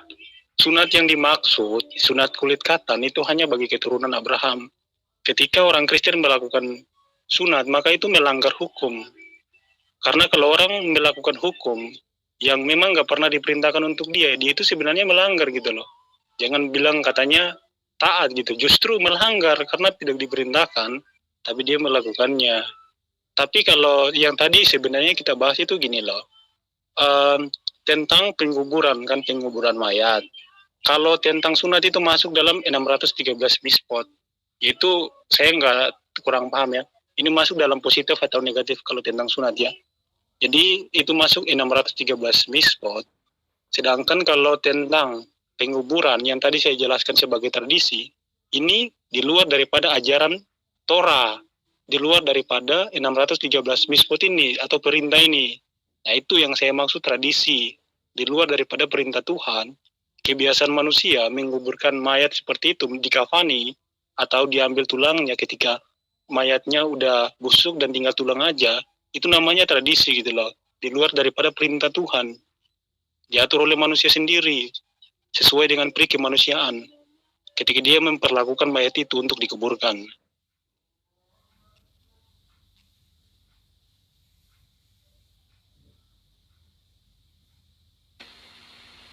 Halo? Oke. Ya, cuman kamu nggak menjawab apa yang ditanya sama Ustadz Unggul, malah itu membuktikan bahwa kalian itu memang main suka-suka gitu. Kalian yang ngatur Tuhan mau gimana? Ya, padahal jelas waktu pertama kali manusia membunuh ya, yaitu Kain dan apa namanya? Lupa saya. Itu pertama kali kan adalah dikuburkan ya. Ya saat dikuburkan itu udah jelas, memang manusia itu kalau mati dikuburkan, bukan dihanyutkan atau diapain gitu. Jadi sebenarnya ya kenapa kamu bilang nggak diatur. Saat kita melakukan yang benar, maka Tuhan tidak akan memprotes kita. Tapi saat kita melakukan yang salah, itu pasti Tuhan akan memarahi kita. Itu yang terjadi. Sama kayak kamu gini, Demian. Ya, kamu nggak ngajarkan anak kamu untuk cuci piring di rumah. Tetapi anak kamu otomatis nyuci gitu kan. Kamu nggak akan negur dia. Tapi kalau dia lakukan yang salah, pasti kamu tegur. Jadi yang dilakukan itu sudah benar. Itulah kenapa nggak ditegur. Ya. Oke, dari Bang Juma silakan. Ada yang mau tambahin nih buat si Demian, si Habib. Baik, jadi yang tadi ya, bahwa ada ungkapan Saudara Demian mengatakan bahwa yang salah itu kalau tradisi jadikan sebagai hukum agama. Jadi begini, antara Islam dan Yahudi, itu memang sama-sama ajaran monoteisme, mengajarkan menyembah kepada satu Tuhan. Sama. Tapi syariatnya berbeda. Nah, kemudian kalau di dalam ajaran agama Islam terkait dengan apa yang dikatakan dikafani atau jenazah dikafani, itu bukan karena belajar dari tradisi orang-orang Yahudi, tidak. Tidak ada satupun dari sahabat para Rasulullah, lebih-lebih Rasulullah yang kemudian menyusun hadits itu terlebih dahulu melakukan pembelajaran terhadap ajaran Taurat. Tidak. Rasulullah Muhammad SAW itu disebut sebagai orang yang ummi karena memang dia tidak tahu apa itu Taurat, apa itu Injil, siapa itu Abraham, siapa itu Musa. Dia tidak tahu menahu tentang itu semua. Bahkan dia tidak tahu siapa itu Yesus, siapa itu Isa. Tapi sekonyong-konyong wahyu datang kepada dia. Jadi bukan dari hasil belajar, bukan dari hasil investigasi, kemudian Al-Quran itu ada. Sehingga di dalamnya ada sesuatu yang kemudian berkesesuaian dengan ajaran Nabi-Nabi terdahulu. Sama seperti tentang mengkafani mayat. Bukan karena Rasulullah itu mempelajari tentang tradisi Yahudi, kemudian dia ikut-ikutan mengajarkan tentang mengkafani. Tidak. Jadi ini yang perlu dipahami. Jadi mengkafani itu bukan berasal dari pembelajaran terhadap ajaran tradisi Yahudi, tidak. Justru karena inilah kemudian menjadi tolak ukur kebenaran karena berkesesuaian dengan kebiasaan keturunan para nabi. Kalau kemudian hari ini kita melihat ada kesesuaian, itulah cerminan bahwa apa yang diajarkan oleh Rasulullah Muhammad SAW berkesesuaian dengan ajaran para nabi. Kalau dikatakan itu tradisi, tetapi yang melakukan kan para nabi. Berarti tradisi itu adalah tradisi yang baik. Nah, kalau ada yang mengikuti, berarti itu adalah mengikuti contoh yang baik. Apakah itu salah? Tidak. Nah, sedangkan sahabat-sahabat Kristen tidak mengikuti itu. Berarti tidak mencontoh kepada hal yang baik. Nah, terkait dengan sunat, satu hal yang perlu dipahami di sini, bahwa di dalam kitabnya Bani Israel, orang asing juga wajib bersunat. Di dalam Yehezkiel 44 nomor 9, orang asing itu wajib hukumnya bersunat. Bahkan kalau kita melihat dalam Kejadian 34, nomor 11, nomor 15, orang-orang yang tidak bersunat di luar daripada Bani Israel itu adalah aib. Tak boleh kemudian ada seorang Israel, berdarah Israel, wanitanya menikah dengan laki-laki asing kalau laki-laki itu tidak bersunat. Harus bersunat. Kenapa? Karena bagi Bani Israel tidak bersunat itu adalah aib. Hal yang memalukan, hal yang dikutuk oleh Tuhan. Sehingga kalau ingin mencontoh kepada hal yang baik, maka contohlah kepada hal yang baik. Kalau dikatakan sunat hati, lebih parah lagi itu. Karena teman-teman Kristen tidak sunat hati. Bagaimana mungkin kemudian teman Kristen disebut sunat hati kalau dia tidak sunat qunut? Gak mungkin. Kenapa? Sunat hati itu adalah menghilangkan hati yang sombong, meninggalkan tegar tengkuk. Tunduk taat kepada aturan mainnya Tuhan. Itu baru dibilang sunat hati. Kalau ada orang yang tidak sunat hati, dia sama seperti iblis. Disuruh sujud, tidak mau. Itu adalah orang yang tidak menyunat hatinya. Orang yang tidak mau menundukkan hatinya terhadap perintah Tuhan. Itu tegar tengkuk namanya. Jadi kalau diperintahkan sujud menghormat kepada Adam tidak mau disebut iblis, maka orang yang diperintahkan untuk bersunat tidak mau, ya juga boleh disebut sebagai orang yang mengingkari atau orang yang disebut dengan kategori iblis. Mohon maaf, itu perintah. Jadi sunat hati diagung-agungkan oleh teman Kristen, tetapi sunat tidak, itu mustahil. Ibarat kata mereka mengaku sarjana, tapi dia tidak lolos SMA, itu mimpi. Jadi orang yang sunat kulub lah yang bersunat hati. Orang yang tidak bersunat kulub mustahil bersunat hati. Karena itulah kemudian saya katakan bahwa kalau dengan alasan ini tradisi, alhamdulillah berarti umat Islam itu mencontoh kepada tradisi para nabi. Dan nabi ini adalah orang-orang yang mendapatkan pernyataan, orang-orang yang mendapat penglihatan gitu loh. Orang-orang yang mendapat mimpi tentang pewahyuan. Ini yang perlu dipahami dan perlu disadari. Bahwa kalau kemudian mayat di dalam Islam itu dikafani dan dilepaskan kemudian syariatnya, maka apa yang dilakukan umat Islam itu mencontoh kepada hal yang baik dari keturunan para nabi. Kuncinya kemudian adalah umat Islam mengkafani karena ada petunjuk di dalam ajaran agama Islam. Bagaimana kemudian Rasulullah Muhammad SAW jelas hampir beberapa kitab kemudian yang berbicara tentang mayit, perlakuan tentang mayit, dan tidak terlepas daripada mengkafani, memandikan, memberikan daun bidara dan seterusnya. Nah, inilah panduannya yang sangat jelas. Karena itulah kemudian bahwa ajaran para nabi itu tidak akan berjauh amat, tidak akan berseberangan. Pasti ada korelasi daripada pengajaran terdahulu. Jadi kalau dikatakan itu tradisi sunat itu, ya saya rasa bukan. Kenapa? Karena perintah Tuhan. Ada perintahnya. Kejadiannya, ancamannya memang sangat luar biasa. Orang-orang yang tidak bersunat itu tidak boleh masuk ke dalam tempat kudus. Yehezkiel 4:4-9 itu sangat jelas di situ. Orang yang tidak bersunat kulubnya atau yang bersunat hatinya tidak boleh masuk ke tempat bait suci, tidak boleh. Nah, inilah yang perlu disadari ya teman-teman Kristen, karena sebenarnya yang menghalangi kemudian mereka teman Kristen ini untuk bersunat itu bukan karena ini kan cuma tradisi, bukan. Tapi karena ajaran Paulus. Itu yang menghalangi. Kalau kau menyunatkan hatimu, menyunatkan dirimu, Yesus Kristus tidak berguna bagimu. Itu penyebabnya. Bukan karena tradisi. Karena bukan karena merasa bukan Bani Israel. Tidak. Karena perintahnya jelas. Ya, dalam kitabnya Bani Israel, orang asing pun wajib. Wajib orang asing itu bersunat. Bahkan aib bagi mereka orang-orang yang tidak bersunat itu. Dan diharamkan masuk ke bait suci.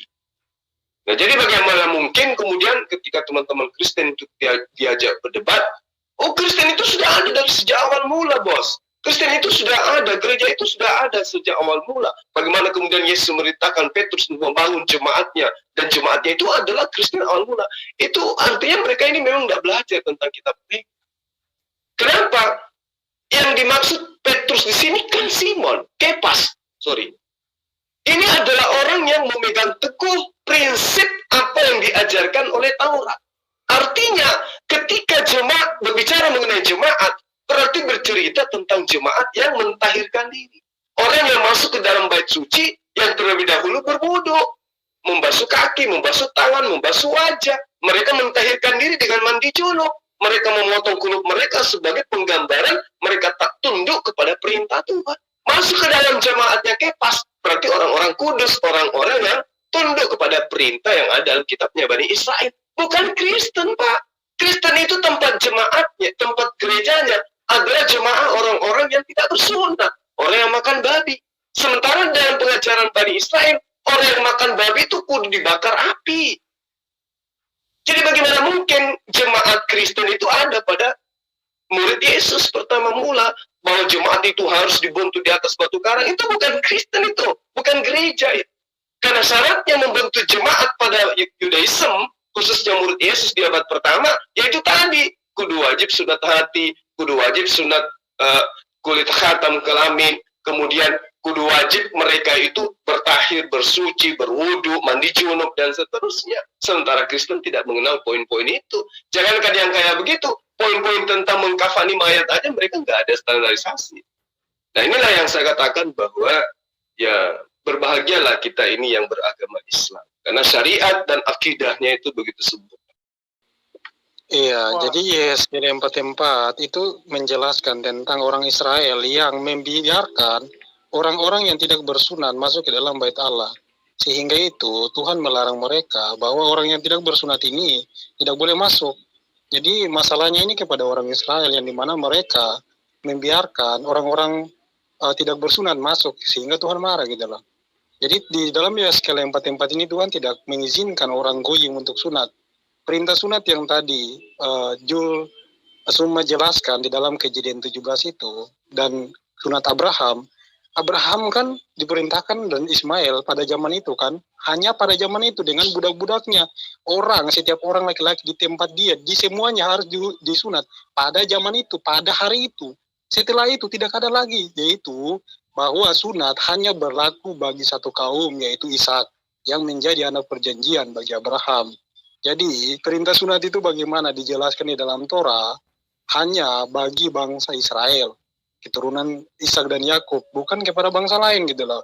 Sunat hati itu berbeda dengan sunat kulit khatam. Bagaimana ketika kamu sunat kulit katanmu, dan kamu melanggar satu saja perintah Torah, maka sunatmu itu udah batal, nggak ada gunanya lagi gitu loh. Makanya Rasul Paulus menjelaskan, kalau kamu sunat, tapi kalau kamu melanggar hukum, kamu itu sunatmu itu udah nggak berguna lagi gitu. Bagaimana di dalam perjanjian lama menjelaskan, kalau kamu melanggar satu hukum Torah, maka semua yang kamu jalankan itu telah batal, maka sunatmu itu nggak ada gunanya. Tuhan mengatakan dalam Yehezkiel, ayat seperti yang tadi Zuma kutip dalam kitab Yehezkiel, bagaimana Tuhan mengatakan bahwa dia akan menghukum orang-orang yang menyunatkan kulit katannya Yeremia 9 ayat 25. Kalau saya nggak salah itu, iya Yeremia 9 ayat 25. Jadi orang-orang yang menyunatkan kulit katannya itu justru mereka akan diusir, gitu loh. Mereka akan dihukum karena apa? Mereka menyunatkan diri mereka tanpa perintah yang jelas. Nah, orang-orang ini akan dihukum oleh Tuhan. Ya, terus saya sempat dengar juga perkataan Suma mengenai monoteisme Yahudi dan Islam itu sama. Padahal enggak juga. Di dalam Mishnah Torah, ya, tafsiran para rabi Yahudi menjelaskan monoteismenya Yahudi itu kesatuan. Tuhan itu kesatuan, berbeda dengan monoteismenya Islam. Bagaimana orang Yahudi mengimani Dafar, mengimani Ruach Elohim, dan mengimani Sang Bapa. Seperti dua Musa, bagaimana Musa dia menyebut Tuhan itu dengan sebutan Bapa. Jadi orang Israel, orang Ibrani, mereka mengimani monoteisme yang berbeda dengan Islam. Justru monoteisme Yahudi itu sama seperti monoteismenya Kristen gitu, Tritunggal, kesatuan, ya kan? Syariat-syariat Yahudi, kemudian syariat-syariat Yahudi itu kan sudah lebih ada daripada syariat-syariat Islam. Islam itu baru muncul abad ke-6 ke-7. Bagaimana apa yang diajarkan oleh Muhammad ini mengambil mirip ya dengan syariat Yahudi, baik yang tertulis dalam kitab suci maupun yang tidak tertulis. Yang tadi kita bahas sebenarnya yang tidak tertulis dalam kitab suci loh ya, dalam arti ajaran. Tidak pernah Tuhan memerintahkan untuk mengkafani dan sebagainya. Tapi syariat-syariat ini pada abad ke-6 itu dilaksanakan di Arab. Dan ini sudah ada sebelum Islam lahir gitu loh. Orang Yahudi sudah menjalankannya. Orang Yahudi modern, ya namanya juga tradisi kan. Tradisi itu bisa saja berubah. Makanya orang Yahudi di Eropa, mereka melakukan pemakaman itu tanpa harus dikafani dan sebagainya. Uang mereka udah jadi orang modern, kok ngapain lagi harus hidup seperti orang zaman kuno. Pemakaman seperti itu kan pemakaman orang-orang zaman kuno gitu loh. Ngapain kita harus kembali hidup sesuai dengan manusia zaman dulu. Ini kan nggak lucu gitu loh. Nggak pas banget loh. Kita hidup di zaman modern tapi ikut seperti orang-orang zaman dulu. Hidup seperti orang-orang zaman dulu. Dari tradisi dan sebagainya ini kan nggak pas gitu loh. Jadi orang Kristen dan Yahudi yang mengikuti perkembangan zaman, adat istiadat itu sesuai dengan zaman. Tapi kalau ajaran itu jelas ya, orang Yahudi masih mempertahankan 613 misbot, mereka masih tekun ya kepada perintah-perintah itu. Sedangkan orang Kristen melakukan seperti yang diajarkan oleh Yesus Kristus tentang hukum moral seperti itu. Oke, dari Ustaz Unggul, ada yang mau ditamparin nih buat si Demian? Ya, kalau saya sih yakin ya, para pemirsa, baik apalagi yang umat Islam ya, saya yakin saudara-saudari kita yang Kristiani yang menggunakan akalnya untuk kemudian berlaku adil, pasti tahulah ya, bahwa ini sebenarnya hanya akal-akalan ya. Mengenai sunat, tadi saya yang memulai. Gurunda Zuma menjelaskan sedemikian lengkap dalilnya entoh. Namun demikian tetap disanggah pula oleh Demian. Saya hanya ingin mengatakan bahwa di dalam, maaf kalau saya lupa ayatnya ya, Ulangan 7:10 kalau tidak salah itu, di dalam komentari dari Matthew Henry komentari, itu disebutkan jelas ya, satu, covenant itu bersifat kekal, tidak bisa dirubah, tidak bisa dihapus. Artinya penafsiran Matthew Henry ini menggugurkan Paulus yang menyatakan tidak perlu sunat, cukup sunat hati. Tapi perpuluhan nggak ada yang mau tuh, perpuluhan hati. Ya, kalau duit nggak boleh, hati harus benar. Nah, Matthew Henry Contemporary ini, kalau kita misalnya mengambil persamaan, umat Islam itu punya juga tafsir Al-Quran. Dari misalnya Ibnu Katsir, dan sebagainya banyak ya tafsir. Kalau misalnya Demian menyatakan ini ada tafsir dari Ibnu Katsir, lalu saya bilang, oh saya nggak percaya, saya percaya kepada ulama saya. Nah bayangkan, sekelas Ibnu Katsir saya tolak, lalu saya percaya kepada ulama yang entah dari mana baru muncul kemarin sore, sebelum baru saja Indonesia merdeka misalnya. Ini bagaimana lagi Demian mau meyakinkan saya? Sama tadi, Matthew Henry bilang, itu keturunan daging, artinya dari keturunannya Abraham.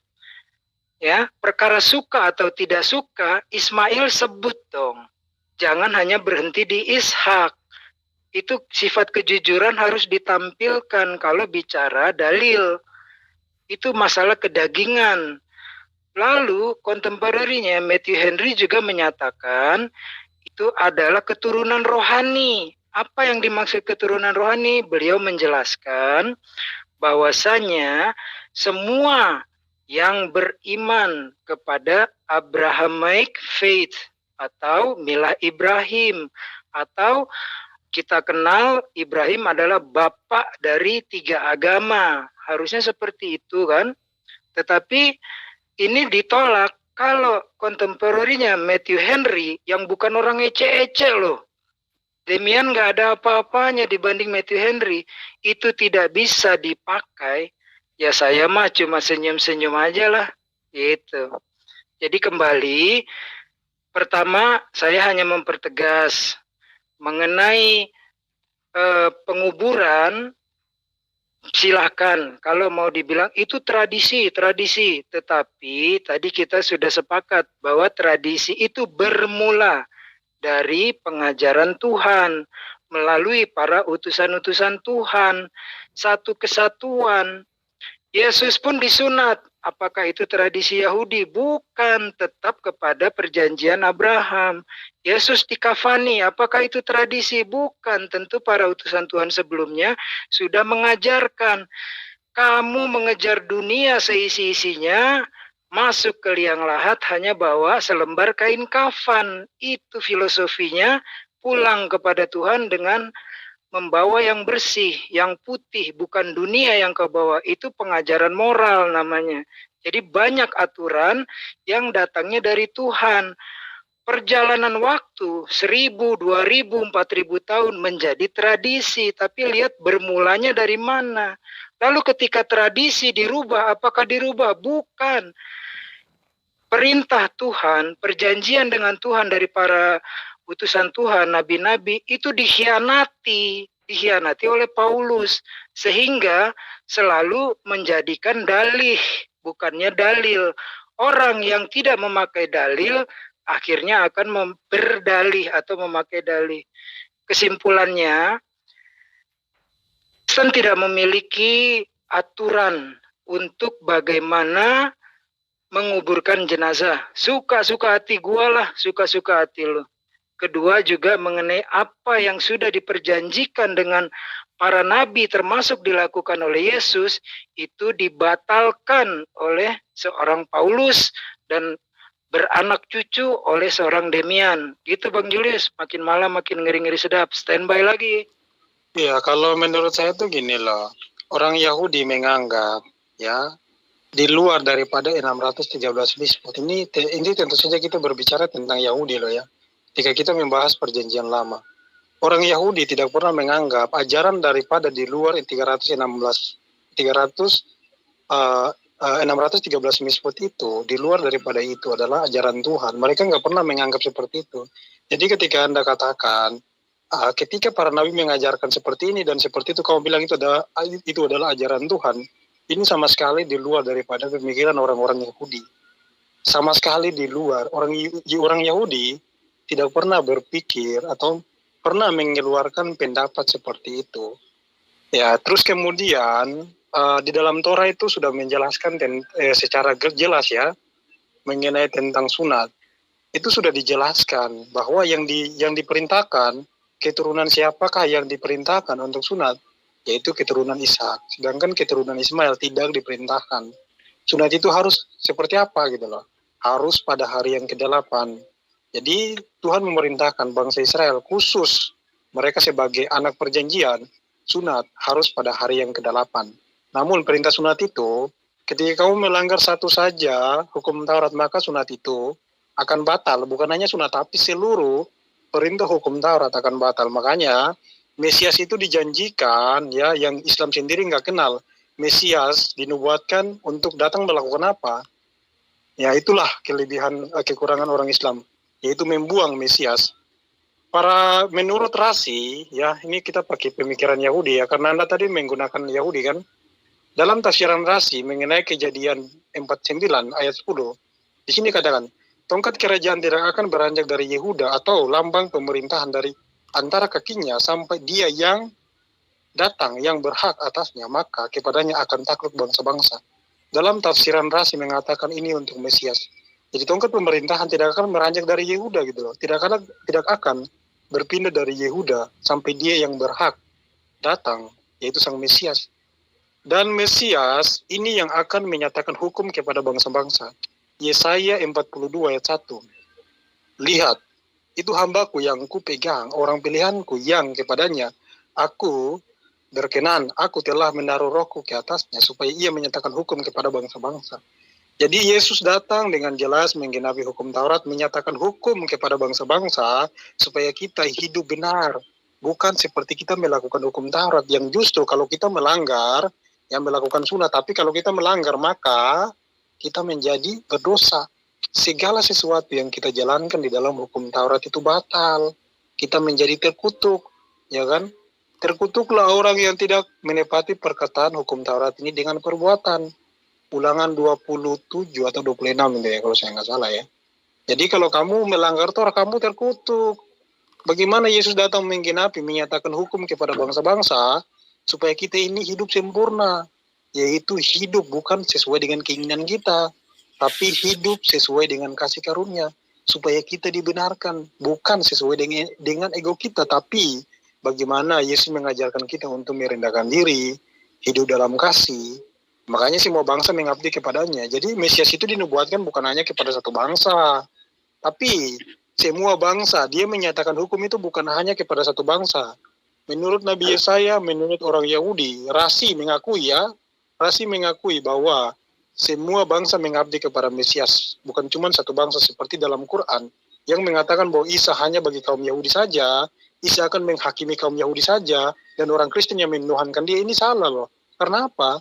Mesias dinubuatkan oleh Nabi loh, Nabi Daniel, kitab Daniel pasal 7, di situ dengan jelas dikatakan, Mesias akan menghakimi semua bangsa, bukan cuma satu bangsa atau satu kaum yang menuhankan dia. Jadi bagaimana ketertinggalan kalian memahami tentang Mesias, sehingga kalian memutarbalikkan Torah, kalian memanipulasi ajaran Torah, supaya apa tujuannya? Mengaburkan tentang Mesias dan mengikuti ajaran baru yang dibuat oleh Muhammad dengan mengkopi Torah yang berbeda dengan dituliskan oleh Muhammad atau yang disampaikan oleh Muhammad dengan alasan bahwa ini adalah wahyu dari Tuhan.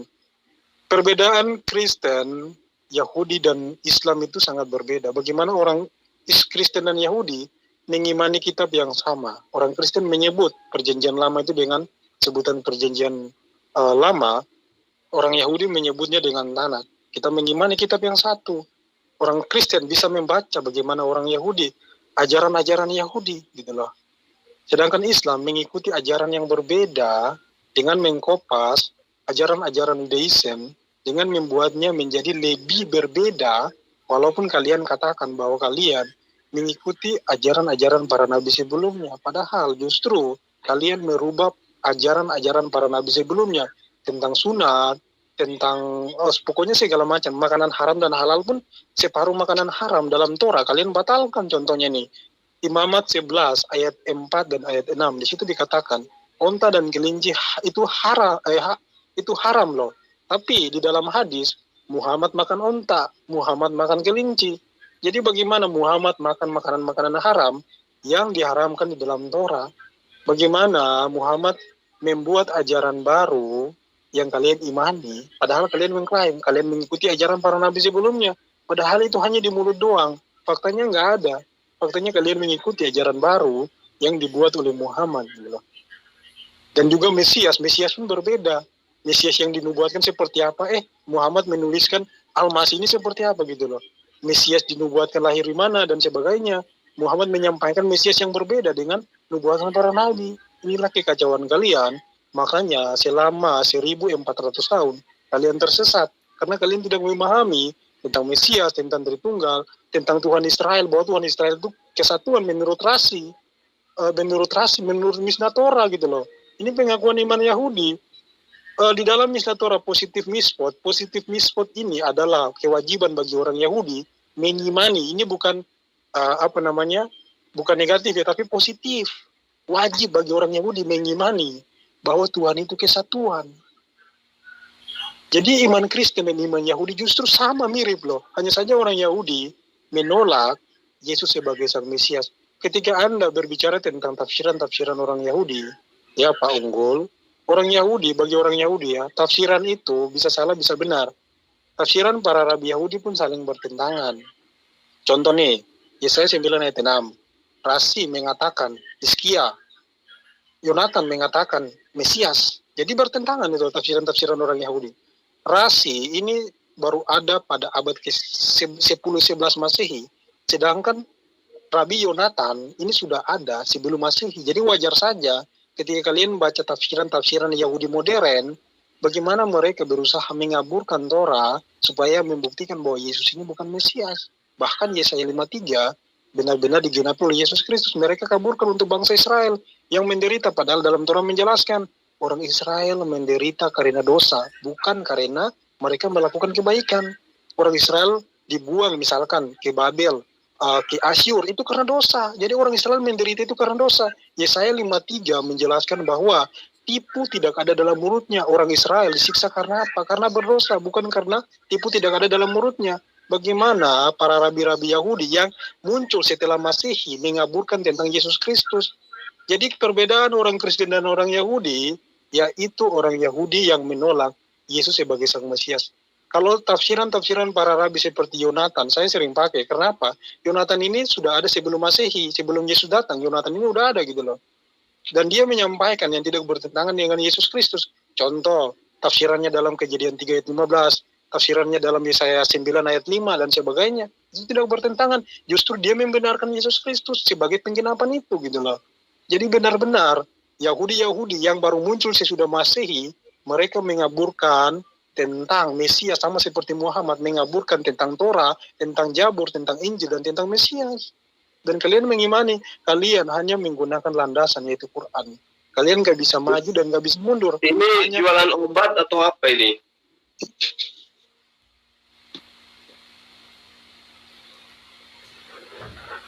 Jadi Dia begini. Mereka nggak dapat korban, ini korban. Jadi begini, Demian. Ya, dua aib yang kamu utarakan tentang agamamu ketika kamu menyandingkan antara agama Yahudi dengan agamamu. Tuhannya sudah beda, kitabnya beda, semuanya beda. Tapi kamu menyamakan gitu. Apa samanya? Berbicara mengenai Mesias, hanya Islamlah yang mengakui Mesias itu. Kristen tidak, Yahudi tidak. Yahudi tidak mengakui kenabian Yesus. Ya, Kristen juga tidak. Hanya dimongot. Tapi pada prinsipnya Kristen menganggap Yesus itu bukan nabi, bukan rasul, bukan Mesias. Kristen menganggap Yesus itu Tuhan yang datang menjelma menjadi manusia. Istilah Mesias itu hanya diambil dari kitabnya Yahudi. Itu yang perlu Anda pahami. Lalu ketika saudara mengatakan kami yang merubah, oh salah. Syariat Islam itu berbeda dengan syariat Yahudi. Itulah makanya sosok nabi yang sama seperti Musa akan didatangkan. Sama-sama membawa hukum baru. Musa membawa hukum baru, ya Rasulullah Muhammad SAW juga membawa hukum baru. Nggak boleh kamu jadikan itu sebagai ukuran. Kemudian yang kedua, kamu harus sadari bahwa jangankan Rasulullah Muhammad SAW, Yesus aja yang datang kepada mereka yang konon Tuhan ditolak oleh orang Yahudi. Jadi nggak bisa kamu jadikan acuan itu. Lalu ketika Anda mengatakan bahwa orang-orang Yahudi itu yang pertama melakukan sunat, yang diperintahkan bersunat itu adalah kemudian Ishak, bukan Ismail. Nah inilah yang saya katakan, Anda tidak berilmu.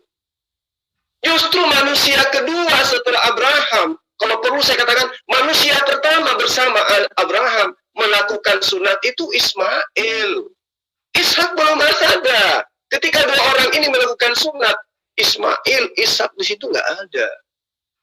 Pahami itu. Jadi jangan kemudian kamu seakan-akan berbicara depan jemaat gereja. Tidak. Kami ini lebih paham tentang kitab kalian. Karena kami menelaahnya dengan akal. Kalian menelaahnya dengan ilmu, dengan iman. Beda. Beda orang yang menelan sesuatu karena iman, asal percaya. Beda dengan orang yang menelan karena ilmu. Itu satu. Jadi ketika saudara mengatakan Ismail itu tidak diberi perintah untuk bersunat, salah kamu di situ. Kejadian 17 justru Ismail manusia pertama yang disunat. Lalu kemudian, ketika Anda mengatakan itu tradisi sunat itu, coba Anda gunakan akal deh kalau masih bisa. Perintah Tuhan di dalam kitabnya Bani Israel jelas, inilah perjanjianku yang kekal. Apa itu sunat? Bahwa setiap laki-laki, baik yang kau beli dari orang asing maupun yang ada di dalam status perbudakanmu, mereka semua wajib hukumnya sunat. Itu perintah Tuhan yang tidak boleh dibatalkan. Nah sekarang, datang sosok Paulus mengajarkan, jika kau menyunatkan hatimu, maka Yesus Kristus tidak akan berguna bagimu. Coba perkataan itu dihadapkan kepada orang-orang Yahudi hari ini. Mereka kira-kira pilih mana? Firman Allah atau firman Paulus? Orang-orang Yahudi, praktisi Yahudi, kamu dudukkan 100 orang, 1000 orang, 1.000.000 orang, pasti akan memilih perintah Tuhan. Nah, bagaimana dengan Kristen? Diperhadapkan dengan perintah Tuhan. Perintah Tuhannya, semua laki-laki harus bersunat. Orang asing pun harus bersunat. Kalau ada orang asing yang mengaku-ngaku sebagai pengikut Yudaism, tidak bersunat, kata anak-anak Yakub, itu aib. Sekarang orang Kristen dudukkan. Kira-kira pilih mana orang Kristen ini? Pernyataan Paulus atau pernyataan Tuhannya Bani Israel? Jelas, Kristen akan memilih pernyataan Paulus. Maka Yesus mengatakan, iblislah yang menjadi bapakmu. Paulus yang menjadi bapakmu, bukan Tuhannya Israel yang menjadi bapakmu. Itu yang perlu saudara pahami. Ini sederhana loh. Kajian-kajian Kristologi seperti ini sederhana. Murid saya sudah bisa kencingin Anda kalau udah materinya kayak begini. Allah Israel datang. Ini perjanjian kekal, nggak boleh kamu batalkan. Paulus sudah datang. Siapa yang bersunat, Yesus Kristus tidak akan berguna baginya. Sekarang coba Anda pilih. Kira-kira yang harus dijadikan paten hukum dalam kehidupan beragama, perintah Tuhan atau perintah Paulus? Perintah Tuhan dong. Nah, sekarang Kristen duduk di mana? Yesus mengatakan, iblislah yang menjadi bapakmu. Kantongin, bawa pulang itu. Lalu kemudian, ketika saudara mengatakan, ada nubuatan kerajaan Allah, apa? Di mana tuh dikatakan di Kejadian ya, Kejadian 49 yang Anda sebutkan tadi. Tongkat kerajaan tidak akan beranjak dari Yehuda, ataupun lambang pemerintahan tidak akan bergeser dari antara kakinya sampai dia datang yang berhak. Siapa yang berhak itu? Yang berhak itu adalah dia yang mampu menaklukkan bangsa-bangsa, coy.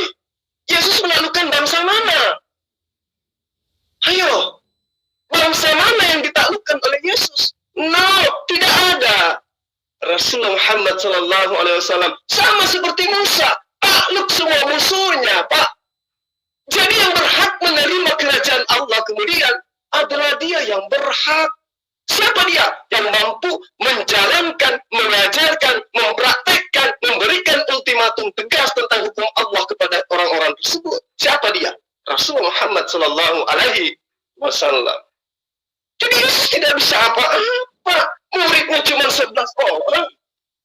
Lalu kemudian, ketika saudara mengatakan bahwa Allah menerangkan Mesias, dikatakan, itulah hambaku, kepadanya aku berkenan. Dia yang akan menaklukkan, memberikan hukum-hukum kepada bangsa-bangsa. Masa Anda katakan Yesus itu adalah hamba? Anda tidak malu gitu? Ngaku yang dianggap sebagai inilah hambaku, kepadanya hukum akan diajarkan kepada bangsa-bangsa. Masa Yesus Anda katakan hamba Tuhan? Hancur dong iman Anda. Yang benar itu adalah Rasulullah Muhammad SAW datang kepadanya Ruhul Kudus yang kemudian mengajarkan hukum Tuhan. Nah, inilah yang terjadi sekarang. Umat Islam, orang Indonesia tunduk kepada aturan mainnya Tuhan, Pak, yang diajarkan kepada Rasulullah Muhammad SAW. Sekarang orang Kristen di Indonesia mana ada tunduk kepada aturannya Yesus? Tak ada, Pak. Yesus ngajarin apa? Kristen ngajarin apa coba? Itu yang perlu saudara pahami. Lalu kemudian ketika Anda mengatakan Yahudi sama dengan Kristen, sekali lagi saya katakan, Tuhan Anda berbeda, konsep agama Anda berbeda, lalu Anda mengatakan konsep Tuhannya kalian itu sama. Samanya di mana? Ya, ketika Anda mengatakan Allah Subhanahu wa Ta'ala berbeda dengan Tuhan yang datang kepada Bani Israel, Tuhannya yang Anda maksud berbeda itu yang mana aja? Karya-karyanya. Betul, karena pada masa itu berkarya kepada Bani Israel, bangsa terdahulu. Belum berkarya kepada bangsa yang ummi. Coba Anda baca di dalam Ulangan 32 nomor 21. Apa yang diterangkan di sana? Engkau wahai Israel telah membangkitkan amarahku, cemburuku. Maka aku akan membangkitkan cemburumu dengan menggunakan yang bukan umat, dengan memanfaatkan umat yang bodoh. Umat bodoh ini siapa? Umat yang ummi. Umat ummi inilah yang digunakan oleh Allah untuk membangkitkan cemburu dan amarahnya Bani Israel. Maka sampai hari ini, umat Israel hanya bisa ternganga-nganga melihat kejayaan Islam, Pak. Itu yang perlu Anda pahami. Sementara Kristen di mata Yahudi, baca tafsir di dalam Talmud, kitab termahal di dunia ini. Apa yang diceritakan tentang Kristen di dalamnya? Apa yang diceritakan tentang Yesus di dalamnya? Tunjuk satu kitab di dalam penafsiran orang-orang Yahudi yang menceritakan tentang Rasulullah Muhammad SAW. Tidak akan Anda temukan. Ini yang perlu Anda pahami. Ini adalah aib sebenarnya. Jadi ketika Anda mengatakan, kami tidak bersunat, kami sama dengan Yahudi. Halo, otak itu kudu dipakai gitu loh. Saya katakan tadi, di dalam pengajaran orang-orang Yahudi, orang yang tidak bersunat, haram hukumnya masuk ke dalam sinagoge. Tempat ibadahnya orang Yahudi, haram hukumnya. Jadi di mana tempat Kristen di mata Yahudi, di mana? Hari ini teman-teman praktis Yudaism, ketika mereka ingin melakukan penyembahan terhadap Hasem, tidak menemukan sinagog, mereka masuk ke masjid, Pak. Mengapa mereka masuk ke masjid? Karena mereka sadar Hasem itu adalah Allah. Di mana penggambaran Allah Subhanahu wa Ta'ala dalam kitabnya mereka? Yesaya 5 nomor 16.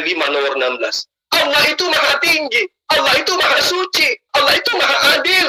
Di dalam pengajaran Islam disebut Subhanahu wa Ta'ala. Itu jelas, Pak. Kami mengakui Allah Abraham, kami mengakui Allah Ishak Yakub, kami mengakui apa yang kemudian diturunkan kepada mereka. Dan kami tidak pernah ingkar terhadap itu. Lalu kemudian kami akui Tuhan yang mereka sembah tidak pernah nusul menjadi manusia. Tidak sama seperti, tidak ada makhluk yang sama seperti dia. Tidak nusul ke atas muka bumi ini, menjadi dibunuh oleh manusia, tidak. Kami mendudukkan kemudian Hasem, Allah, pada tempat yang sesungguhnya, yang seharusnya. Dia bertahta.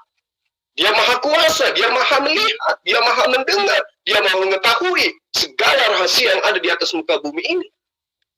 Itulah pencerminannya sangat jelas. Jadi ketika Anda berbicara mengenai sunat, berbicara mengenai pernikahan, berbicara mengenai kain kafan, berbicara mengenai prosesi mayat, berbicara mengenai apapun terkait dengan syariat, umat Islam punya syariat lain, Bani Israel juga punya syariat lain. Tapi Tuhannya sama, coy. Kami menyembah esensi yang sama. Sementara Anda, siapa Yesus itu menurut Anda? Oh, Hasem. Kata siapa? Kata Anda. Ketika Anda didudukkan, Yahudi didudukkan, berbicara mengenai sunat saja, Anda sudah ditendang. Allah mengatakan, orang-orang yang tidak bersunat, haram hukumnya masuk di tempat kudus. Allah menerangkan, orang-orang yang tidak bersunat, lenyapkan dari sebangsanya, karena mereka membatalkan hukumku, perintahku. Nah, sekarang Anda mau duduk di mana gitu? Ketika perintah itu ditegakkan oleh Yudaisme. Kemudian Anda muncul dengan memegang sebuah kitab, surah-surah Paulus isinya, di mana Galatia 5:2 mengatakan, tidak berguna Yesus Kristus bagimu kalau kau menyunatkan dirimu. Lalu orang Yahudi mengatakan, emang Yesus itu sopo? Silakan Anda dengan Paulusmu, kami dengan Hasem kami. Lalu Islam datang, sama-sama bersunat. Anda semua siapa? Esensi yang tak terlihat. Siapa dia? Yang kami sebut dengan Allah, yang kalian sebut dengan Eloh. Lalu kalau begitu, yang rangkulan siapa kemudian? Yudaisme dan Islam. Kristen di mana? Ketendang dia, Pak. Ketepak. Karena penumpang gelap. Nah, ini yang perlu saudara pahami. Jadi, hati-hati berbicara tentang Yahudi, hati-hati berbicara tentang Islam, kaitannya dengan ajaran syariat, kaitannya dengan ajaran tauhid. Hati-hati. Karena kita di sini bukan jemaat gereja. Kalau di gereja atau sekolah minggu, Anda boleh petantang-petentang dijempol. Di sini Anda dipijak, Pak, Anda diinjak. Jangan coba-coba. Ya, saya kira begitu sementara dari saya. Ya mungkin besok lagi. Karena ini sudah jam 12:30 di kota saya. Demikian, salam satu Tuhan. Allahu Akbar.